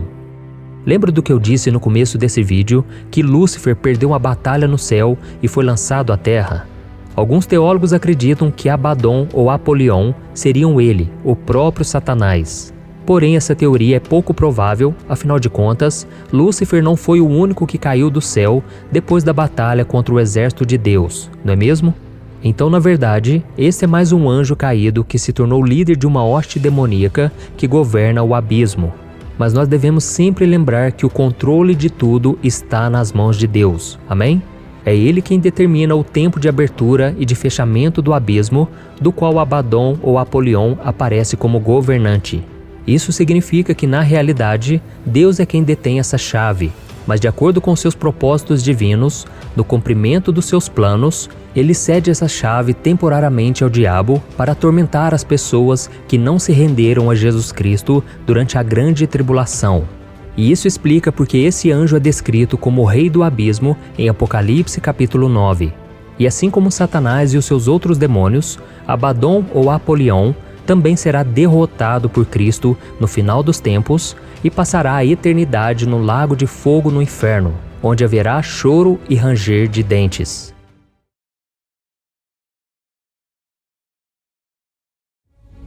Os anjos são mensageiros celestiais de Deus que trabalham em nosso favor, e a Bíblia diz que eles são enviados para servir aqueles que vão herdar a salvação. Além disso, eles também são adoradores do Senhor, guerreiros que lutam batalhas espirituais e protetores das pessoas, sempre cuidando delas em nome de Jesus. O cuidado desses seres celestiais com a criação de Deus é tão grande que, se analisarmos as passagens da Bíblia, veremos que eles sempre apareceram para os servos do Senhor, dizendo: "Não tenha medo". Mas na grande maioria das vezes, os anjos não surgem para nós como apareceram para Abraão e Sara, Elias, Maria e tantos outros personagens bíblicos. Eles agem de forma muito discreta e não chamam a atenção para si mesmos ao cumprirem a missão dada por Deus. E por mais que o Senhor tenha chamado seus mensageiros celestiais para trabalhar em seu favor, Ele também chamou anjos para trabalhar em nossa vida de maneira muito profundas que muitas vezes nós não enxergamos. Por isso, no vídeo de hoje, eu vou te mostrar 5 formas que os anjos estão trabalhando por você. Primeiro, os anjos protegem o nosso dia a dia. Os anjos têm a missão de nos guardar e lutar por nós em todo o tempo. Inclusive, neste momento, pode ser que os anjos do Senhor estejam batalhando pela sua vida no mundo espiritual contra os principados e potestades. Vamos ver o que o rei Davi disse sobre isso no Salmo 91. A seus anjos ele dará ordens a seu respeito, para que o protejam em todos os seus caminhos. Com as mãos eles o segurarão, para que você não tropece em alguma pedra. Você pisará o leão e a cobra, pisoteará o leão forte e a serpente. Olha isso, irmãos, e a Bíblia nos traz diversos exemplos desse tipo de proteção. Para salvar Daniel, por exemplo, Deus enviou seu anjo e ele fechou a boca do leão. Em outra situação, o Senhor enviou anjos em carruagens de fogo para proteger Eliseu e o seu servo dos ataques do inimigo. Isso mostra que Deus ordena os seus anjos para proteger os seus filhos em todos os seus caminhos. Então, meu querido irmão e minha irmã, por mais que você não esteja vendo, você não está sozinho. Existe um exército celestial cuidando de cada passo seu. Louve a Deus por isso. Segundo, os anjos trazem a mensagem de Deus. Como já falamos em outros vídeos aqui no canal, a palavra anjo significa mensageiro. E não foram poucas as vezes em que Deus usou esses seres celestiais para levar a sua mensagem ao seu povo. Certa vez, o anjo Gabriel foi enviado por Deus à cidade de Nazaré para dar um recado a uma jovem prometida em casamento a um homem chamado José. A virgem se chamava Maria. Vamos ver o que a Bíblia diz. O anjo, aproximando-se dela, disse: "Alegre-se, agraciada, o Senhor está com você." Maria ficou perturbada com essas palavras, pensando no que poderia significar esta saudação. Mas o anjo lhe disse: "Não tenha medo, Maria. Você foi agraciada por Deus. Você ficará grávida e dará à luz um filho, e lhe porá o nome de Jesus. O Senhor Deus lhe dará o trono de seu pai Davi, e ele reinará para sempre sobre o povo de Jacó. Seu reino jamais terá fim." Em várias passagens da Bíblia, os anjos apareceram para anunciar uma mensagem importante, como foi no caso da mãe de Jesus. Mas há ocasiões em que os anjos enviam palavras de conforto e segurança, ou até mesmo de advertência e até julgamento. No entanto, isso só acontece em ocasiões específicas e por isso não podemos esperar que os anjos apareçam o tempo todo para falar conosco. O importante é focarmos na palavra de Deus, porque ela é suficiente para nos guiar e nos revelar qual a vontade do Senhor, ok? Terceiro, os anjos nos observam. Veja o que o apóstolo Paulo disse em sua primeira carta aos Coríntios. "Temos nos tornado um espetáculo para o mundo, tanto diante de anjos como de homens." De acordo com a Bíblia, muitos olhos estão sobre nós, incluindo os olhos dos anjos. Mas essa questão vai ainda mais além do que podemos imaginar. A palavra grega para espetáculo, que eu citei nessa passagem de 1 Coríntios, é traduzida como teatro ou assembleia pública. Ou seja, os seres celestiais observam atentamente as atividades humanas desde o início, quando Deus criou Adão e Eva. Por isso eles sabem muito bem como a nossa natureza nos leva a agir e assim conseguem prever situações que podem acontecer conforme vamos fazendo as nossas escolhas. E você pode estar se perguntando: "Mas pastor, o que isso significa?" Significa que os anjos podem, com a permissão de Deus, intervir em algumas situações de nossas vidas para nos guardar ou até mesmo nos livrar de algum mal que estamos atraindo para nós. E voltando ao acontecimento da gravidez de Maria, a Bíblia diz que José, o noivo daquela mulher, ficou muito magoado com aquela situação e, por causa disso, pensou em terminar aquele relacionamento. Isso porque a cultura daquela época dizia que não era bom para a reputação de um homem se casar com uma mulher que não fosse mais virgem. E diante disso, Deus enviou o anjo Gabriel para intervir na situação e falar com José em sonho. Então ele entendeu que a sua noiva daria à luz ao Messias e se manteve ao lado dela, dando todo o suporte e apoio que ela necessitava durante o período de gestação. Viu só como os anjos têm um papel importante na nossa vida? Quarto, os anjos nos encorajam.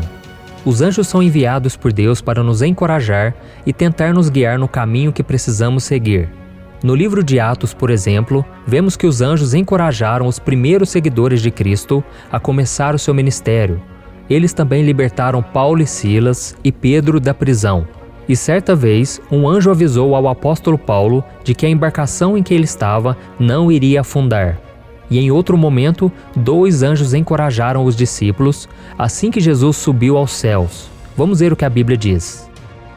Cristo foi elevado às alturas enquanto eles olhavam, e uma nuvem o encobriu da vista deles. E eles ficaram com os olhos fixos no céu enquanto ele subia.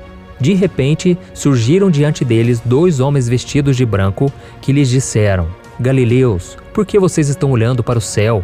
Este mesmo Jesus, que dentre vocês foi elevado ao céu, voltará da mesma forma como o viram subir."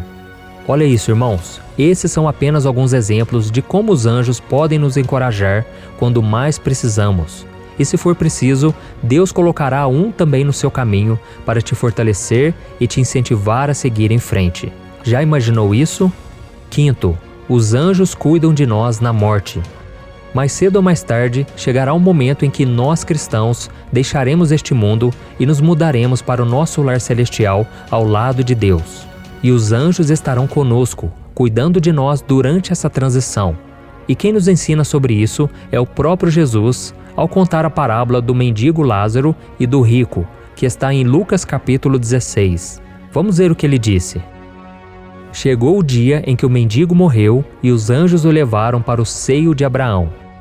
Ao citar o seio de Abraão, Jesus estava se referindo ao céu, ou seja, Cristo deixou claro que Lázaro foi levado por anjos até a eternidade ao lado do Pai. E por que eles fariam isso por nós? Porque os anjos recebem ordens de Deus para cuidar dos seus filhos. E embora nós não o vejamos, a nossa vida está rodeada por anjos e eles estão aqui para nos ajudar em nossos momentos de necessidade, incluindo a morte. Irmãos, Deus nos ama tanto que Ele envia os seus anjos para nos guiar, nos proteger e, se for preciso, nos encorajar nas várias fases da nossa vida.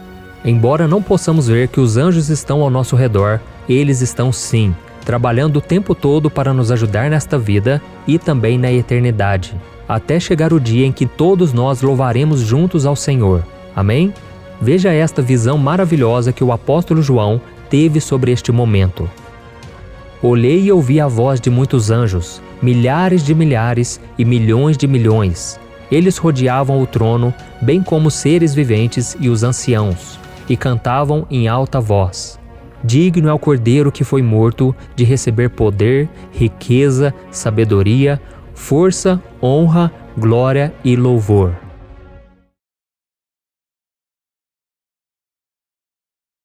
Olá pessoal, tudo bem? Eu sou o pastor Antônio Júnior e hoje estou aqui com o meu tio Mariano Bícego.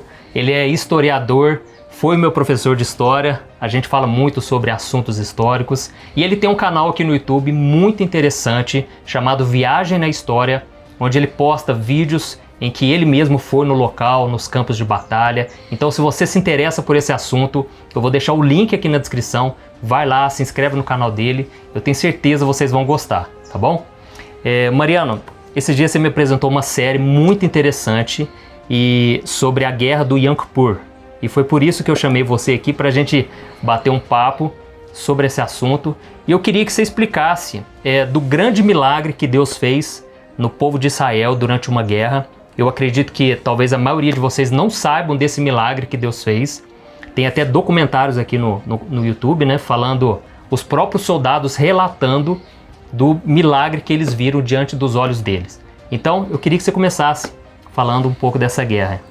Bom, primeiro é um prazer te receber aqui e para mim é uma honra participar do seu canal. Muito obrigado pelo convite e reforço o convite para que os seguidores do pastor Antônio Júnior também sigam aí o meu canal, que vocês vão gostar bastante. É diferente, é um canal sobre história, basicamente história militar, mas que tem muito a ver com as histórias que também permeiam não só a Bíblia, como a história de Israel e a história dos outros países também. A Bíblia é um livro histórico também, né? Exatamente. Então, a Bíblia é um livro histórico e uma fonte de muitas pesquisas, e a gente aprende muito lendo a Bíblia.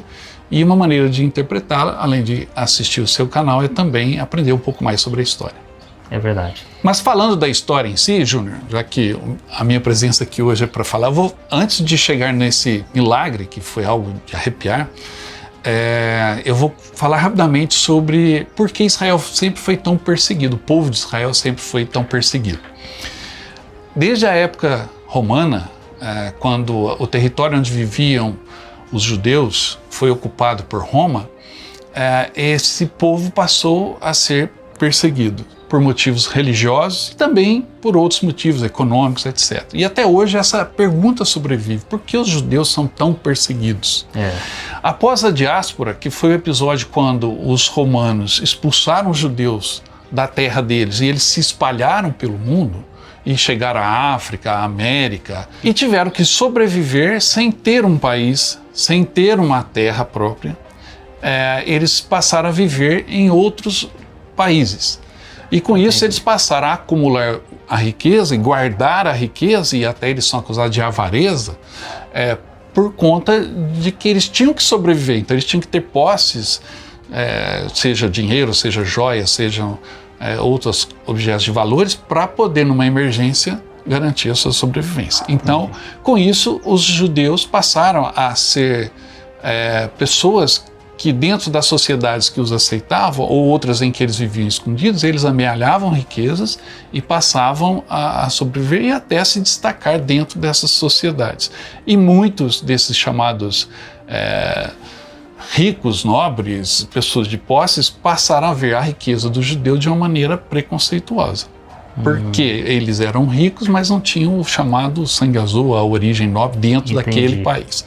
Isso variando de país para país. Isso explica, então, porque o judeu, ele prospera tanto. Ele já tem na cultura deles essa questão, né, de ter que produzir, ter que acumular também. Para a sobrevivência, não para simplesmente acumular riqueza, vou ficar rico e cada vez mais rico, mas para garantir a sua sobrevivência, porque eles vêm de dificuldades através dos séculos. Então é natural que eles sobrevivam e sobrevivam de uma maneira diferente dos povos onde eles estavam inseridos. E com isso os judeus, ao longo dos séculos e da formação das nações, eles passam em muitos desses países a serem perseguidos ou são marcados pelo povo de uma maneira preconceituosa. Certo. Isso culminou com a perseguição total aos judeus durante o período em que os nazistas estiveram no poder na Alemanha, porque ali escancarou o preconceito e ali escancarou o ódio que os alemães, que estavam numa época em que a Alemanha, após a Primeira Guerra Mundial, ela teve uma crise econômica muito grande, porque ela teve que indenizar os países que ganharam a Primeira Guerra. E aí era preciso achar um bode expiatório. E achou-se, os políticos alemães apontaram o dedo para os judeus. A causa da desgraça da Alemanha são esses judeus ricos e vamos persegui-los. E aí houve a perseguição total que levou ao extermínio de 6 milhões de judeus. Nossa. Então, existe também o lado espiritual. E que a Bíblia mostra que Deus escolheu o povo de Israel por ser justamente a menor nação que existia na época, o povo mais fragilizado, e é isso que a Bíblia diz, que Deus escolheu esse povo justamente para que as nações vissem como é que pode uma nação tão pequena prosperar tanto, como é que pode um povo tão frágil ser tão inteligente, porque o povo de Israel desenvolveu muitas questões na guerra, né, muitas armas, e um povo tão sábio, tudo isso para eles mostrarem a todos os povos que Deus era o Senhor deles. Então esse era o propósito de Deus. Então, trazendo para o lado espiritual, existe esse ódio sim contra, né, a nação de Israel, porque Deus tem um plano para esse povo. Deus tem um plano de salvação para eles. Inclusive, quando Jesus veio a este mundo, o próprio Jesus se lamentou sobre Jerusalém. Isso está lá em Mateus capítulo 23, a partir do versículo 37. E ele falou: ó Jerusalém, quantas vezes, né, eu quis te ajuntar como uma galinha ajunta os seus pintinhos debaixo de suas asas, e você não quis. Você apedrejou os profetas, você calou a voz do Espírito Santo, e agora a casa de vocês vai ficar deserta até o dia que vocês clamarem: bendito é o que vem em nome do Senhor. Então o diabo, ele conhece, ele não sabe todos os planos de Deus, mas ele sabe pelas Escrituras que Deus tem um plano de salvação para esse povo. E vai ser quando Israel estiver totalmente encurralada, então onde não houver mais saída, nós acreditamos que será na grande tribulação.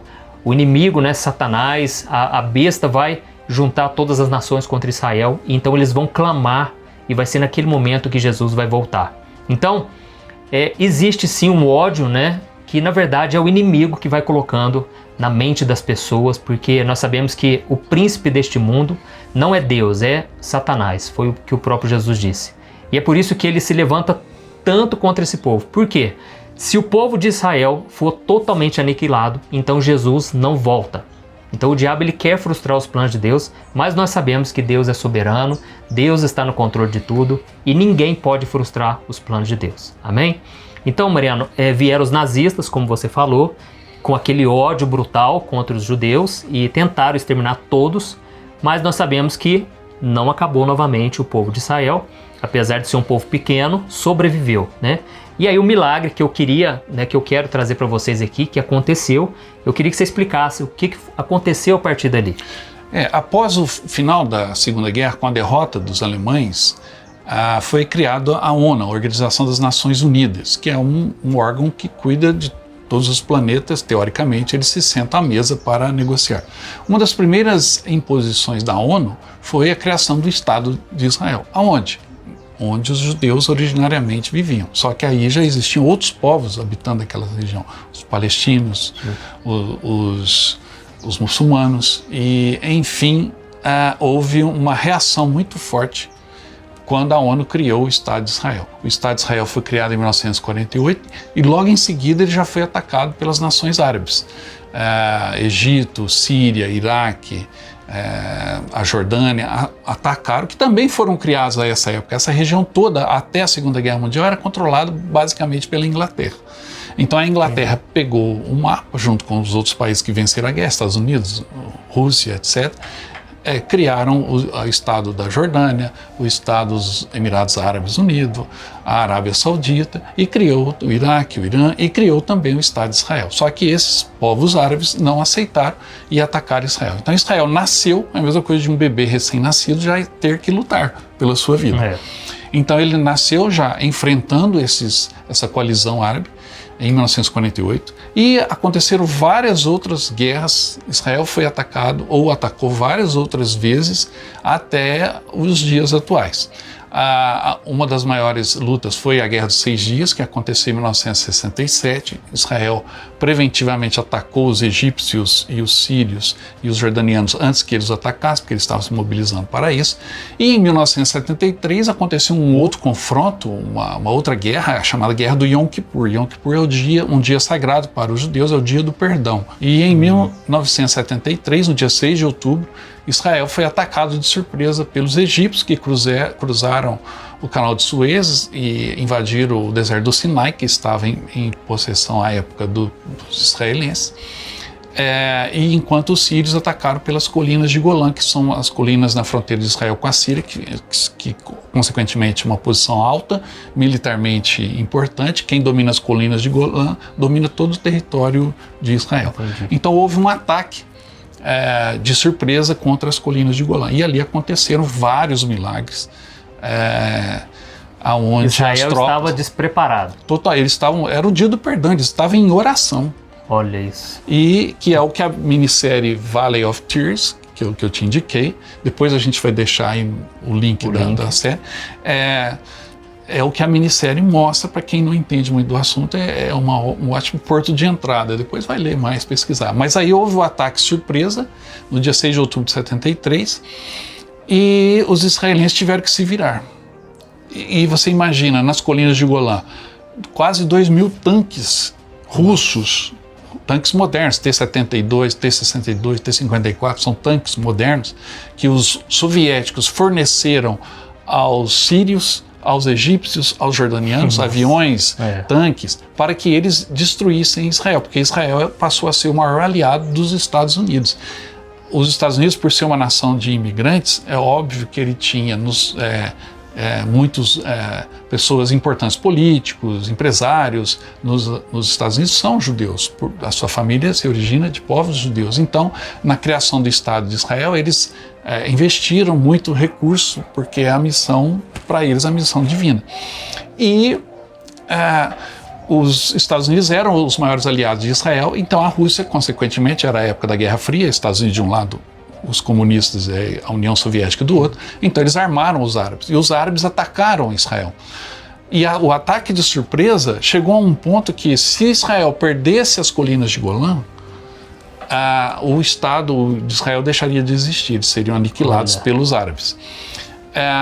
E em um certo momento dessa batalha, nas colinas de Golã, as forças israelenses foram reduzidas a 3 tanques apenas, depois de 4 dias de combate, e mais de 300 tanques sírios se aproximavam desses 3 tanques. Bastava aniquilá-los e eles teriam acesso ao vale e invadiriam Israel totalmente, poderiam chegar a Jerusalém, Tel Aviv, de uma maneira fácil. O que aconteceu nesse momento? De repente, as tropas sírias, que estavam a um pouco mais de 600 metros dos tanques israelenses, simplesmente deram marcha ré e foram embora. Viraram e foram embora, com a vitória nas mãos. Nossa. E aí ficou a grande pergunta, por que os sírios fizeram isso? Por que eles não ganharam a guerra quando tinham a chance de destruir? Era a chance de acabar destruir Israel, porque ali eles teriam acesso ao vale e do vale chegariam em Tel Aviv, Jerusalém, e aí acabou. Se as colinas de Golã caíssem, Israel cairia. O que aconteceu? Após a guerra, eles foram entrevistar o comandante das tropas sírias. Por que vocês simplesmente não destruíram os três tanques e entraram vale adentro? Ele respondeu: quando a gente estava se aproximando, nós vimos muitos anjos voando sobre os tanques israelenses, e uma mão veio do céu, e fez o sinal para a gente parar. Então o que vocês queriam que a gente fizesse? Quando Deus manda a gente parar, a gente continua? Nós demos marcha ré e fomos embora.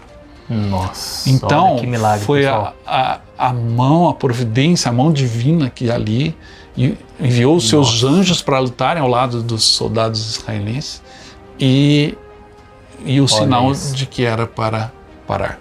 Esse foi um dos maiores e mais conhecidos milagres que ali aconteceram. Nós estivemos em Israel, eu estive visitando alguns desses campos de batalha.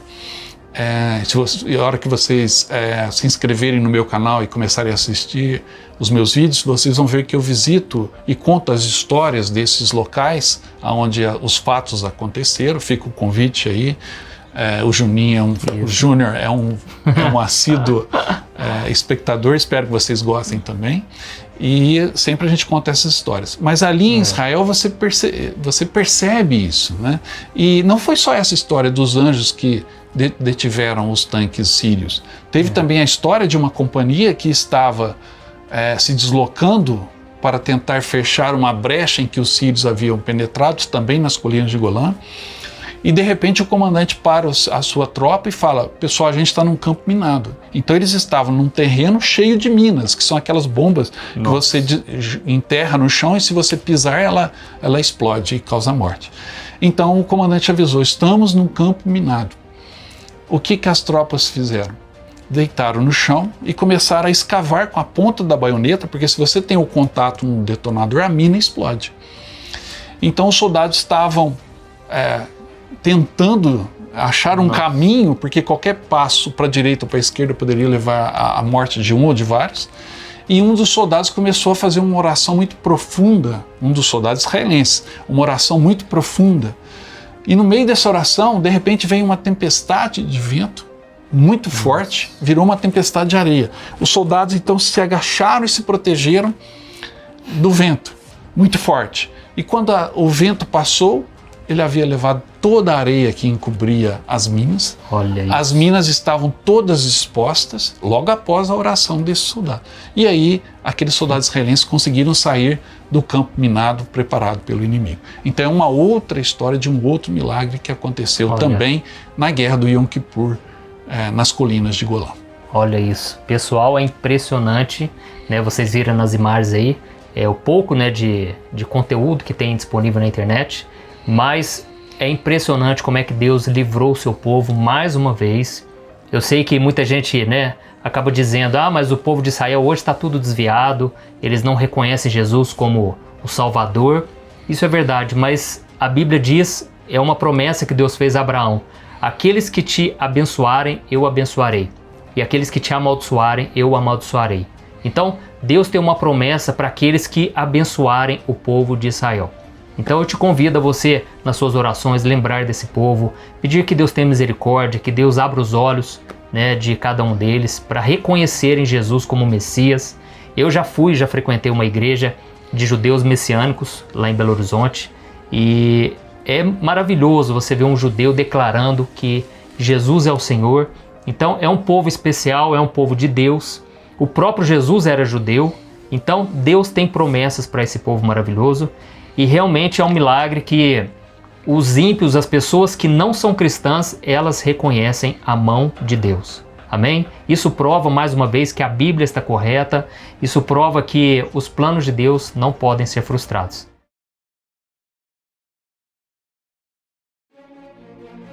Seja pela sua força sobrenatural ou pelas mensagens que eles sempre carregam, os anjos são, sem sombra de dúvidas, os seres celestiais que mais despertam a curiosidade e o interesse das pessoas, inclusive aquelas que nem são cristãs. E a verdade é que pouco se sabe sobre os anjos, porque a Bíblia não traz muitos detalhes e muitas informações sobre eles. Mas apesar disso, uma coisa é fato: os anjos são uma das criações mais poderosas de Deus. São eles que batalham no mundo espiritual contra as forças do mal, contra os principados e potestades que se levantam contra a nossa vida, a fim de destruir a nossa alma, nos afastar da presença do Senhor e evitar que recebamos a salvação em Jesus Cristo. E por falar em anjos, no vídeo de hoje nós vamos falar um pouco sobre os seres celestiais mais poderosos da Bíblia. Vamos analisar algumas passagens que demonstram o quanto eles foram e ainda são importantes no cumprimento da palavra de Deus para toda a humanidade. Começamos com o anjo Miguel, que é um dos mais conhecidos e poderosos anjos descritos na Bíblia. Este arcanjo pertence a uma ordem superior entre os anjos. Além disso, ele é um grande guerreiro. O livro de Apocalipse nos mostra que foi ele quem liderou o exército de anjos contra Satanás. Veja o que o apóstolo João relatou em sua visão. Houve então uma guerra no céu. Miguel e seus anjos lutaram contra o dragão, e o dragão e os seus anjos revidaram. Mas estes não foram suficientemente fortes e assim perderam o seu lugar no céu. O grande dragão foi lançado fora. Ele é a antiga serpente chamada Diabo ou Satanás, que engana o mundo todo. Ele e os seus anjos foram lançados à terra. E a outra passagem que chama bastante atenção está no livro de Judas, que conta que Miguel lutou contra o diabo pelo corpo de Moisés. Perceba que por mais poderoso que fosse, Miguel mostrou sabedoria ao não difamar contra o inimigo, mas deixou essa repreensão para Deus. Vamos ler juntos o que está escrito. Nem mesmo o arcanjo Miguel, quando estava disputando com o diabo acerca do corpo de Moisés, ousou fazer acusação injuriosa contra ele, mas disse: "O Senhor o repreenda." E já no livro de Daniel é relatado que Deus enviou um anjo para entregar uma mensagem ao profeta. Porém, o príncipe da Pérsia, que era um agente de Satanás, tentou impedi-lo. Então esse anjo foi ajudado pelo arcanjo Miguel. Vamos ver o que Daniel disse sobre esse acontecimento. Em seguida, a mão de alguém tocou em mim e me pôs sobre as minhas mãos e os meus joelhos vacilantes. E ele disse: "Daniel, você é muito amado. Preste bem atenção ao que eu vou lhe falar. Levante-se, pois eu fui enviado a você." Quando ele me disse isso, pus-me de pé, tremendo. E ele prosseguiu: "Não tenha medo, Daniel. Desde o primeiro dia em que você decidiu buscar entendimento e humilhar-se diante do seu Deus, suas palavras foram ouvidas, e eu vim em resposta a elas. Mas o príncipe do reino da Pérsia me resistiu 21 dias. Então Miguel, um dos príncipes supremos, veio em minha ajuda, pois eu fui impedido de prosseguir ali com os reis da Pérsia. Agora vim explicar-lhe o que acontecerá ao seu povo no futuro, pois a visão se refere a uma época futura." Olha isso, irmãos. Todos esses relatos nos mostram que Miguel realmente é um ser celestial dos mais poderosos. Mas diferente do que muitos acreditam, ele não é Jesus Cristo. E para comprovar isso, eu vou te mostrar dois fatos que não deixam dúvidas a respeito disso. O primeiro é que Miguel não é Deus. A Bíblia deixa claro que Jesus é Deus. Quando Miguel lutou com o diabo, ele mesmo não disse ao inimigo: "Eu te repreendo", mas ele disse: "O Senhor te repreenda." E o segundo fato é que Jesus é diferente dos anjos. Em Hebreus capítulo 1, o versículo 4 ao 6, está escrito que Jesus está muito acima dos anjos e que os anjos o adoram. E isso confirma mais uma vez que Jesus é o próprio Deus. E o segundo anjo mais poderoso de Deus é o anjo Gabriel. Se Miguel é o anjo das grandes batalhas, Gabriel é o responsável pelas mensagens e missões importantes que Deus entrega às pessoas. Nós não temos muita informação sobre o anjo Gabriel, porque o mais importante é a sua mensagem. Ele aparece pela primeira vez na Bíblia quando foi interpretar a visão de Daniel sobre um carneiro e um bode. Ele também apareceu a Daniel na forma de um homem e lhe explicou que a visão era sobre o fim dos tempos. Esses animais representam reinos e os seus futuros. E mais tarde, Gabriel apareceu outra vez a Daniel, depois que ele orou a Deus pedindo perdão pelos pecados do seu povo. Gabriel disse que Daniel era muito amado e que havia uma resposta para a sua oração. Veja o que a Bíblia diz. Enquanto eu ainda estava em oração, Gabriel, o homem que eu tinha visto na visão anterior, veio a mim, voando rapidamente para onde eu estava, à hora do sacrifício da tarde. Ele me instruiu e me disse: Daniel, agora vim para dar-lhe percepção e entendimento. Assim que você começou a orar, houve uma resposta que eu lhe trouxe porque você é muito amado. Por isso preste atenção à mensagem para entender a visão. A Bíblia diz que em seguida, Gabriel lhe contou a profecia das 70 semanas, anunciando a vinda do Messias, ou seja, Jesus. E muitos anos depois, o anjo Gabriel apareceu ao sacerdote Zacarias quando ele foi oferecer incenso a Deus no templo. Gabriel lhe disse para não ter medo. Zacarias e sua esposa já eram idosos, mas o anjo lhe contou que ele teria um filho chamado João Batista. Esse filho iria preparar o povo para receber o Salvador. Só que Zacarias duvidou daquela mensagem. Então Gabriel lhe explicou que ele está sempre na presença de Deus e que ele foi enviado para trazer essa mensagem. E como Zacarias mesmo assim não acreditou, ele ficou mudo até o seu filho nascer. E 6 meses depois de falar com Zacarias, o anjo Gabriel apareceu a uma jovem chamada Maria. Ele saudou Maria e disse a ela para não ter medo. Ela iria ficar grávida e dar à luz ao Filho de Deus. Quando Maria lhe perguntou como isso iria acontecer, já que ela era virgem, Gabriel explicou que o Espírito Santo viria sobre ela. E todas essas passagens nos mostram algumas coisas sobre o anjo Gabriel. Primeiro, é que ele está sempre na presença de Deus. Segundo, é que ele recebe mensagens diretamente do Senhor para entregar às pessoas. E terceiro, é que ele pode assumir a forma humana para interagir com as pessoas, sempre com a ordem de Deus. Amém? Então Miguel e Gabriel são com certeza 2 dos seres celestiais mais poderosos e importantes que existem. Além deles, encontramos na Bíblia pelo menos 300 referências a anjos. Seja no Antigo ou no Novo Testamento, sempre vemos exemplos de anjos trabalhando em favor dos filhos de Deus. A Bíblia diz que quando Pedro foi preso por pregar a palavra, a igreja orou fervorosamente por ele.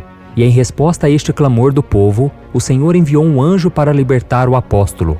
Pedro estava num sono tão profundo que a Bíblia diz que o anjo teve que bater nele para despertá-lo.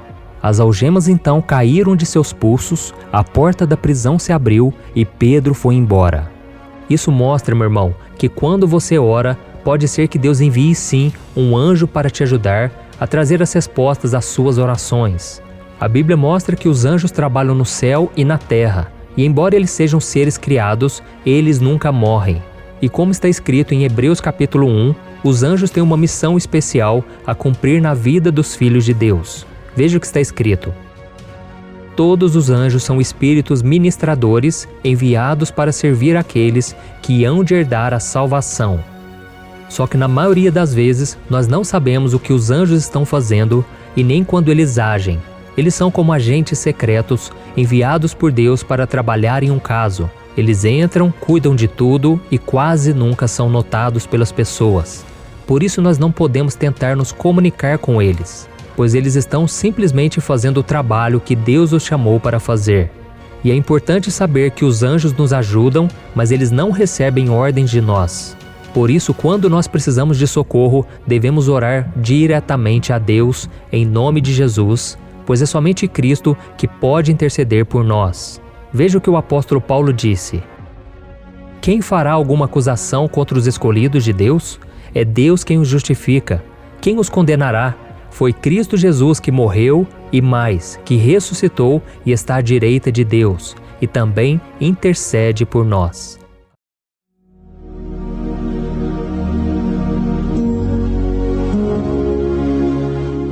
Olá, meus irmãos, a graça e a paz do nosso Senhor Jesus Cristo.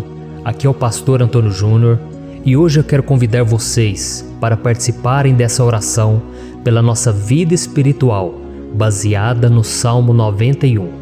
E antes de nós orarmos, eu gostaria muito que você deixasse aqui o seu pedido de oração e que você se lembrasse de alguém no qual você pode compartilhar este vídeo. A bênção de Deus precisa ser compartilhada, nós não podemos guardar somente conosco, e eu creio que esta oração vai marcar a sua vida para sempre. Você que está passando por lutas, você vai entender a profundidade desse salmo. E talvez você esteja se perguntando, mas pastor, por que o Salmo 91? O que tem de mais nesse salmo? Eu vou te mostrar que esse é um dos salmos mais conhecidos de toda a Bíblia e tem uma razão para isso. Até mesmo quem não é cristão já ouviu falar desse salmo ou já leu em algum momento da sua vida. Além disso, é muito comum nós vermos dentro das casas e até mesmo nas empresas as Bíblias abertas nas páginas desse salmo, como se fosse uma espécie de amuleto de proteção. Em alguns lugares, a página chega até a estar amarela, porque a pessoa não lê a Bíblia, ela só mantém aquele salmo aberto como sinal de proteção para a casa e para a empresa. Mas a verdade é que o Salmo 91 é muito mais profundo do que nós possamos imaginar. E nós só conseguimos entender o seu verdadeiro significado quando olhamos para ele com um olhar espiritual. Se nós fizermos isso, nós vamos compreender que ele é uma das orações mais poderosas que existem em toda a Bíblia. Amém? Então eu pretendo ler com você todo o Salmo, mas nós vamos fazer isso por partes. Primeiro nós vamos ler o versículo 1, o versículo 2 e nós vamos orar em cima dele. Depois nós vamos orando em cima dos outros versículos e assim você vai conseguir entender melhor o que está escrito no Salmo, você vai conseguir orar por determinadas áreas da sua vida. E para nós começarmos essa oração, eu quero ler para você o que está escrito no Salmo 91, o versículo 1 e o versículo 2.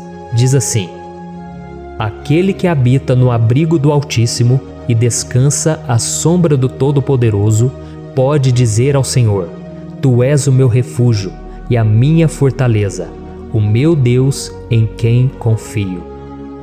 Nós não sabemos ao certo se o autor do Salmo 91 estava passando por um momento muito difícil de perseguição ou de lutas, ou se ele havia recebido uma profecia do Senhor que deveria ser entregue a todos nós. Mas independente do que levou o salmista a escrever esse salmo, nós temos que entender que o seu ponto-chave é nos ensinar que nós devemos buscar a nossa segurança em Deus, pois Ele é o nosso refúgio e a nossa fortaleza contra qualquer tipo de mal. Se nós buscarmos ao Senhor de todo o coração e confiarmos nele, nós nunca seremos decepcionados e nenhum inimigo será capaz de destruir a nossa fortaleza. E agora que nós já sabemos da importância do Salmo 91 para a nossa vida espiritual, eu quero orar com você. Se você puder, feche os seus olhos e vamos invocar a presença de Deus. Senhor meu Deus e meu Pai, nós nos colocamos agora na Tua presença, neste dia, para clamarmos ao Senhor pela Sua proteção, principalmente pela nossa vida espiritual. Oh meu Pai, nós temos passado por tantas provações. O inimigo tem tentado contra nós. O inimigo tem falado aos nossos corações, ao nosso ouvido, que os problemas são insuportáveis e que não vamos dar conta. Oh meu Pai, o inimigo tem mostrado que não há saída, mas nós voltamos os nossos olhos agora para o Senhor. Oh Deus, Tu és aquele que tem a paz que nós não temos, que o mundo não pode oferecer. Tu és o príncipe da paz. Por isso te pedimos, Senhor, coloca dessa paz dentro de nós, porque nós precisamos, senão nós não vamos suportar as lutas que temos enfrentado neste mundo. Oh meu Pai, nos lembra a cada dia que o único lugar onde encontramos descanso e paz para a nossa vida é debaixo das Tuas mãos. É ali que nós temos no Senhor o refúgio, a fortaleza que nós tanto precisamos para nos escondermos de todo ataque do diabo contra a nossa vida. Oh, nós cremos, Senhor, que é à sombra do Todo-Poderoso que existe o descanso, o refrigério para a nossa alma. Por isso nos ensina, ó Pai, a confiar e descansar em Ti. Nós entregamos agora nas Tuas mãos todas as nossas preocupações, medos, angústias. Oh meu Pai, quantas pessoas agora estão em depressão, estão angustiadas e o corpo delas já está demonstrando o cansaço, está demonstrando a ansiedade que tem saído do controle. Meu Pai, nos ajuda a entender que o Senhor está no controle da nossa saúde, da nossa família, das nossas finanças, dos nossos relacionamentos e do nosso coração. Oh, meu Pai, também queremos te agradecer pela proteção e pelos livramentos que o Senhor tem nos dado dia após dia. A tua palavra diz, Senhor, no Salmo 34:19, que muitas são as provações do justo, mas o Senhor o livra de todas. Por isso, meu Pai, nós já te agradecemos, porque nós cremos, o Senhor vai nos livrar mais uma vez. Eu sei que parece impossível, parece que é uma montanha tão grande na nossa frente, mas o Senhor disse que o Senhor remove montanhas quando colocamos a nossa fé no Senhor e profetizamos a vitória. Por isso nós já te agradecemos pela vitória, pela conquista que o Senhor está nos dando, e eu creio que grandes coisas o Senhor ainda fará. Em nome de Jesus que nós oramos. Amém. Glória a Deus. Meu querido irmão, esse é apenas o começo. Continue comigo aqui, porque nós vamos continuar nesse Salmo 91. É um salmo preciosíssimo, é um salmo espiritual, e é muito importante que você assista até o final, porque juntos nós vamos unir a nossa fé e o Senhor vai agir em nosso favor. Não importa o seu problema, não importa se é uma enfermidade, não importa se é um problema financeiro, um problema na área emocional, Deus pode trazer a solução para tudo na sua vida. Amém? Tudo posso naquele que me fortalece. Aleluia. Agora eu quero ler para você os versículos 3 e o versículo 4 do Salmo 91. Está escrito assim: Ele o livrará do laço do caçador e do veneno mortal. Ele o cobrirá com as suas penas, e sob as suas asas você encontrará refúgio. A fidelidade dele será o seu escudo protetor. Um laço, meus irmãos, é uma espécie de armadilha que é feita por alguém que deseja matar alguma coisa. Normalmente, laços como esse citado no Salmo 91 são criados para capturar pássaros ou animais, e o salmista conhecia muito bem disso. Por isso ele fez essa comparação. E todos os dias, o diabo coloca também armadilhas em nosso caminho para nos matar espiritualmente. Mas se corrermos para debaixo das asas do Senhor, Ele irá nos manter protegidos e nos manterá a salvo do veneno mortal de Satanás, assim como uma águia protege o seu filhote. Amém? Então vamos orar novamente, feche os seus olhos e eu tenho certeza, o Senhor nos ouvirá do céu e agirá em nosso favor. Aleluia. Senhor, meu Deus e meu Pai, nós continuamos aqui na Tua presença porque cremos que a nossa vida espiritual nunca mais será a mesma. Mais uma vez, Senhor, por favor, não permita que os problemas e as dificuldades do dia a dia nos tirem do foco que é Jesus e nos levem a cair em tentações, em armadilhas que Satanás tem armado para nos derrotar. Oh, meu Pai, nos dê sabedoria para sabermos identificar os laços que o inimigo tem colocado em nosso caminho antes que seja tarde demais. Oh, Senhor, nos livre da hora da tentação, para que não façamos escolhas erradas que vão trazer satisfação à nossa carne em primeiro momento, mas que depois matarão a nossa vida espiritual. Nos ajuda, Senhor, a sempre escolhermos correr para debaixo das Tuas asas, quando o perigo se aproximar, que a Tua fidelidade nos guarde da fúria do devorador todos os dias da nossa vida. Em nome de Jesus que eu oro e te agradeço. Amém. Aleluia. Oh, meu irmão, que bênção está sendo esse momento. É o momento onde nós paramos tudo o que estamos fazendo e estamos voltando o nosso coração para o Senhor. A Bíblia diz que se nós buscarmos ao Senhor de todo o coração, Ele nos ouvirá. E se aproximarmos de Deus, Ele também se aproximará de nós. Ou seja, se nós dermos um passo em direção a Deus, Deus também dará um passo em nossa direção. Por isso vamos continuar nesse salmo. É um salmo tremendo, um salmo maravilhoso. E no versículo 5 e o versículo 6, onde lemos a continuação desse salmo, está escrito assim: Você não temerá o pavor da noite, nem a flecha que voa de dia, nem a peste que se move sorrateira nas trevas, nem a praga que devasta ao meio-dia. Aleluia. Algumas pessoas afirmam que esse salmo foi escrito pelo rei Davi. enquanto outros dizem que não. Mas independente dele ter sido ou não o autor do Salmo 91, essa passagem tem muito a ver com a vida dele. Além de pastor de ovelhas, músico e rei de Israel, Davi foi um grande guerreiro e durante toda a sua vida ele sentiu na pele o que é ser alvo das flechas dos seus inimigos que tentavam a todo custo tirar a sua vida e destruir a nação de Israel. Mas mesmo diante de todos aqueles ataques físicos e espirituais contra a sua vida e contra a vida do seu povo, Davi não se entregava, porque ele sabia que se ele permanecesse firme no Senhor, ele não teria o que temer.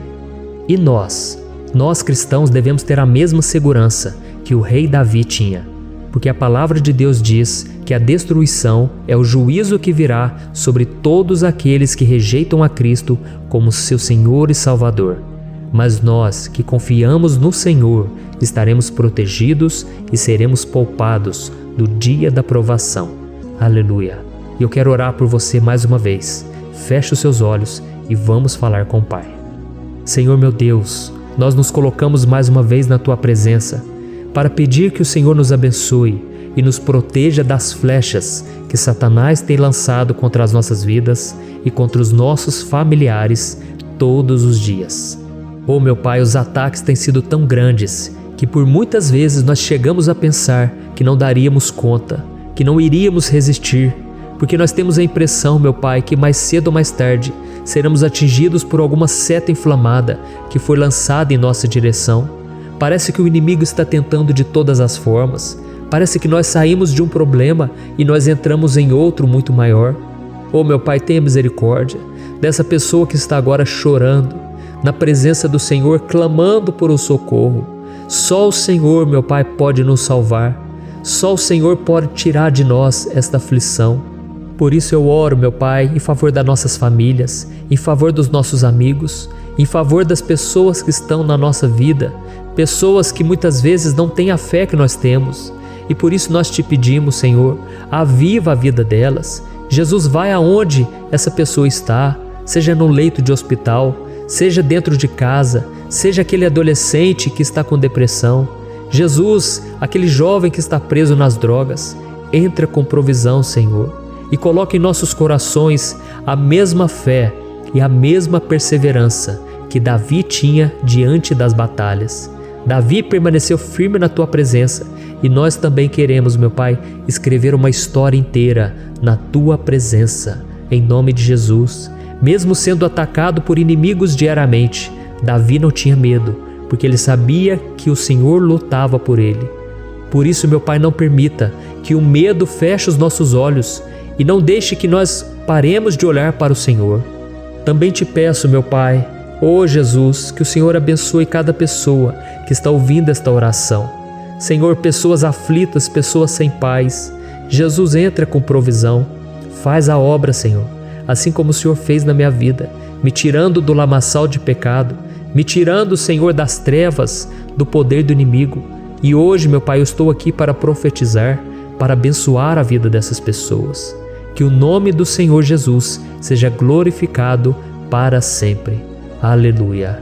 É isso aí, meus irmãos. A Bíblia diz que nós passaremos por aflições enquanto estivermos neste mundo.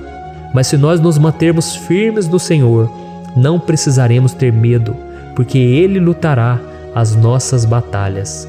Aleluia. Glória a Deus. E vamos continuar a leitura do Salmo 91. E os versículos 7 e 8 desse Salmo, eu acredito, são dos mais conhecidos das pessoas. E diz assim: 1000 poderão cair ao seu lado, 10.000 à sua direita, mas nada o atingirá.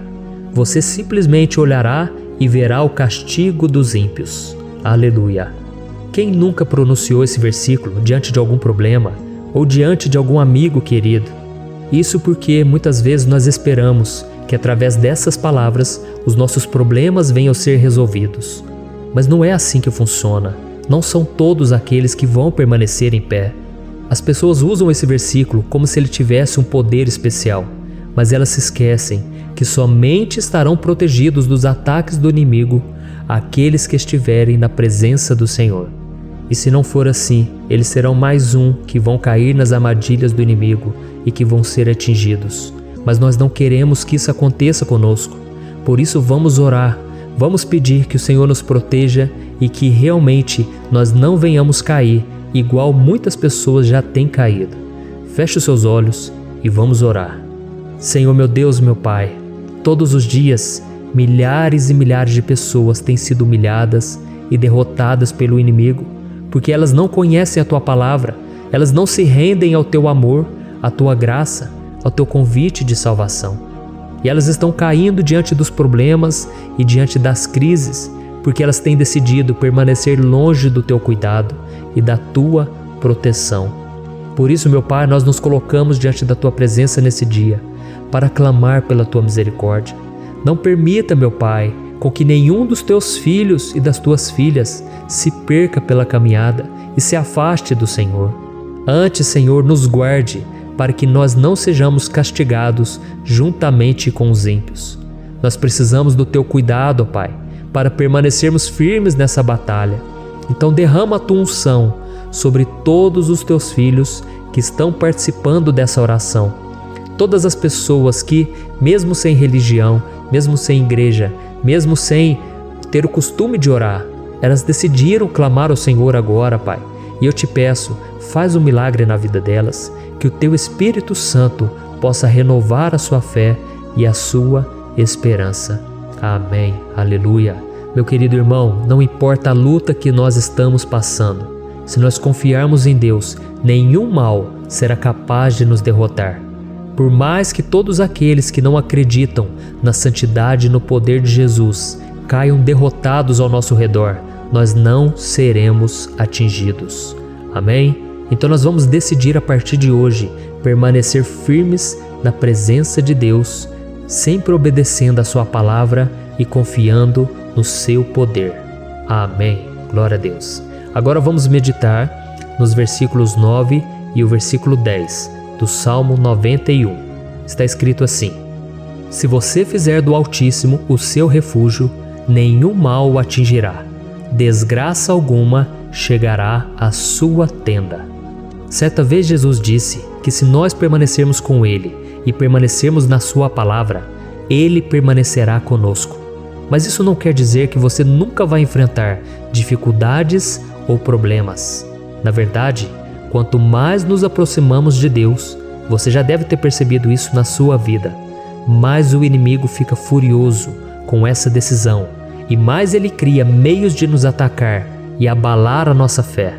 Mas como eu tenho dito nessa mensagem toda, se nós confiarmos no Senhor de todo o coração e fazermos do Altíssimo o nosso refúgio, nem mesmo as piores situações e crises serão capazes de nos derrotar. Amém?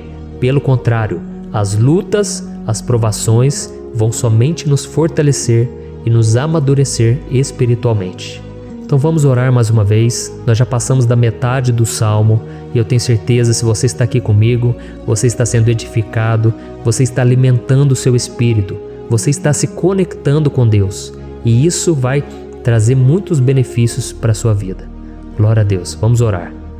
Senhor meu Deus e meu Pai, nós nos colocamos novamente na Tua presença, primeiramente para Te agradecer pela nossa vida. Quantas vezes a gente esquece, Pai, das Tuas bênçãos, das Tuas misericórdias sendo derramadas quando nós pedimos perdão, da Tua fidelidade quando nós caímos em tentação. Mas Senhor, obrigado, porque o Senhor tem nos ajudado até aqui. Mesmo diante de tantas lutas, o Senhor tem nos honrado e nos ajudado em todas elas. E nesse dia, meu Pai, nós Te pedimos para que o Senhor continue a ser o nosso refúgio e a nossa salvação. Que o poder do sangue de Jesus Cristo, que foi derramado por nós naquela cruz, lave os nossos pecados e nos aproxime de Ti. Oh, meu Pai, o desejo do inimigo é nos derrotar e nos humilhar, porque ele conhece as nossas fraquezas. Mas nós cremos que se clamarmos ao Teu nome e colocarmos o nosso coração e a nossa confiança em Ti, nenhum mal poderá nos abalar, porque a Tua palavra diz que se o Senhor for por nós, ninguém poderá ser contra nós. Aleluia! Em nome de Jesus nós oramos e Te agradecemos. Amém. Glória a Deus. Oh, meus irmãos, Deus responde, Deus cuida, Deus abençoa todos aqueles que fazem dele o o seu escudo, e nenhuma praga, nenhum mal jamais alcançará os filhos de Deus, se nós permitirmos que o Espírito Santo faça morada em nós. Aleluia! Então nós não podemos desanimar diante das provações, meus irmãos, porque o Senhor é quem batalha por nós. Vamos nos lembrar sempre do que o apóstolo Paulo nos disse em Romanos capítulo 8: se Deus é por nós, quem será contra nós? Amém. Glória a Deus. E agora eu quero ler com você os versículos 11, 12 e 13 do Salmo 91. Está escrito assim: porque a seus anjos ele dará ordens a seu respeito, para que o protejam em todos os seus caminhos. Com as mãos eles o segurarão, para que você não tropece em alguma pedra. Você pisará o leão e a cobra, pisoteará o leão forte e a serpente. Amém. Glória a Deus. O cuidado de Deus conosco, irmãos, é tão grande que o salmista diz que até os seus anjos ele envia para nos ajudar. Se nós deixarmos de lado a nossa arrogância e pararmos de achar que podemos resolver tudo com as nossas próprias mãos, o Senhor começará a agir e Ele fará tudo o que for preciso para nos livrar das armadilhas do inimigo. Amém? Então vamos fazer uma oração mais uma vez. Eu creio que está sendo uma bênção para mim e para você, e com todos aqueles que ouvirem esta oração, por onde quer que vá, fora do Brasil, em outros continentes. Eu creio, o Espírito Santo que age aqui conosco é o mesmo que age em qualquer lugar. Aleluia. Vamos orar. Senhor, meu Deus e meu Pai, nós nos colocamos agora na Tua presença para clamar por socorro, ó Deus. Oh, meu Pai, as batalhas espirituais têm sido tão difíceis que existem momentos em que achamos que não vamos suportar tanta pressão. Por isso, ó Pai, nós te pedimos, envia os Teus anjos para nos ajudar, para nos proteger em todos os nossos caminhos. Nós clamamos pela Tua proteção espiritual, meu Pai. Dê ordens a eles para que eles nos segurem pelas mãos e não nos deixe tropeçar nas pedras que surgem diante de nós. Nós sabemos que sozinhos não somos capazes de enfrentar o inimigo, mas com os Seus anjos ao nosso lado, nós podemos pisotear na cabeça do inimigo e continuarmos firmes rumo à eternidade ao Seu lado. Eu te peço também, Senhor, para que o Senhor abençoe cada pessoa que está participando dessa oração. Oh, meu Pai, são tantas pendências, tantas necessidades. Quantas pessoas, meu Pai, têm tropeçado na vida. Mas a partir de hoje, oh Pai, eu creio que o Senhor nos enviará esses anjos. Eles vão nos guardar de todo tropeço, de todo engano e mentira de Satanás. Em nome de Jesus eu creio, o Senhor está transformando as nossas vidas, hoje e sempre. Amém. Glória a Deus. Irmãos, se nós reconhecermos que sem Deus é impossível seguir em frente, nós não vamos tropeçar nas dificuldades que surgirem durante a caminhada, e nós teremos força suficiente para enfrentar Satanás e os seus demônios, e nós vamos sair vitoriosos. Amém. Glória a Deus. E agora estamos nos aproximando do final do Salmo 91. Se você chegou até aqui, saiba de uma coisa: Deus está vendo a sinceridade do seu coração. Não é à toa que você entrou nesse vídeo. Deus, Ele quis falar com você, Ele quis acalmar o seu coração. E se você quiser ouvir esse salmo depois, novamente, 1, 2, 3 vezes, isso tudo vai te fortalecer, porque Jesus disse que as minhas palavras são espírito e são vida. Então, a palavra do Senhor, ela é inspirada pelo Espírito Santo, e Ele vai sempre te fortalecer por meio dela. Amém? Nós vamos ler agora o versículo 14, o 15 e o último versículo 16. Amém? Está escrito assim: porque Ele me ama, eu o resgatarei, eu o protegerei, pois conhece o meu nome. Ele clamará a mim, e eu lhe darei resposta. E na adversidade estarei com ele, vou livrá-lo e cobri-lo de honra. Vida longa eu lhe darei, e lhe mostrarei a minha salvação. Aleluia. Oh, meus irmãos, como eu amo esses versículos. Jesus disse que ninguém ou nada pode nos tirar das suas mãos ou da mão do Pai. Deus vai nos livrar, vai nos proteger e também vai nos responder quando clamarmos por Ele por ajuda. Graças a Deus por esse amor tão grande. O Senhor nos ajuda a suportar as dores deste mundo e nos faz entender que tudo o que acontece, sejam coisas boas ou ruins, elas cooperam para o nosso bem. Amém? Você crê dessa maneira? Eu creio que tudo o que acontece, todo ataque do inimigo, Deus faz converter em coisas boas. Deus converte maldição em bênção, derrotas em vitórias. Esse é o nosso Deus que nos ama e tudo faz cooperar para o nosso bem. Aleluia! E vamos fazer a última oração. Senhor, meu Deus e meu Pai, nós queremos te agradecer porque o Senhor nos trouxe até aqui. Muito obrigado, ó Deus, por cada um dos seus filhos, das suas filhas, que assumiram o propósito de participar dessa oração pela nossa vida espiritual. Eu creio que o Senhor ouviu cada um de nossos pedidos e que o Senhor já está agindo em nosso favor. Oh, meu Pai, não nos deixe sem resposta quando nós clamarmos por socorro. Esteja ao nosso lado, Senhor, nos momentos de adversidade e nos livre dos laços do inimigo contra nossas vidas. Eu sei, Senhor, nós não merecemos, nós erramos diariamente, nós pecamos, muitas vezes somos teimosos, mas tenha misericórdia de nós, Senhor, e nos cubra com a Tua proteção, com a Tua honra, para que a nossa vida sirva de testemunho, para que as outras pessoas possam conhecer o Seu amor e entregar as suas vidas a Jesus Cristo. Guarda, meu Deus, cada pessoa que está orando comigo nesse momento e mostre a ela que nada pode ser melhor do que te servir e te adorar.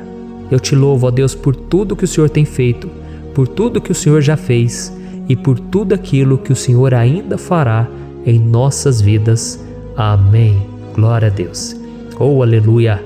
Irmãos, nós chegamos ao final desta oração baseada no Salmo 91 e eu espero do fundo do meu coração que a sua vida espiritual passe por essa transformação que você tanto busca. Eu também desejo que você tenha conseguido entender que os salmos são um ótimo lugar para encontrar consolo e segurança quando você estiver passando por batalhas que parecem impossíveis de vencer. E ainda que o Salmo 91 seja muito mais do que um amuleto que as pessoas usam quando estão desesperadas, ele é uma arma que o próprio Deus nos deu para que possamos nos aproximar dele e contar com seu socorro e proteção quando o inimigo nos atacar com as suas flechas e armadilhas. Amém? Eu espero que você tenha gostado dessa mensagem. Deixe aqui abaixo nos comentários o seu pedido de oração. Eu vou continuar orando.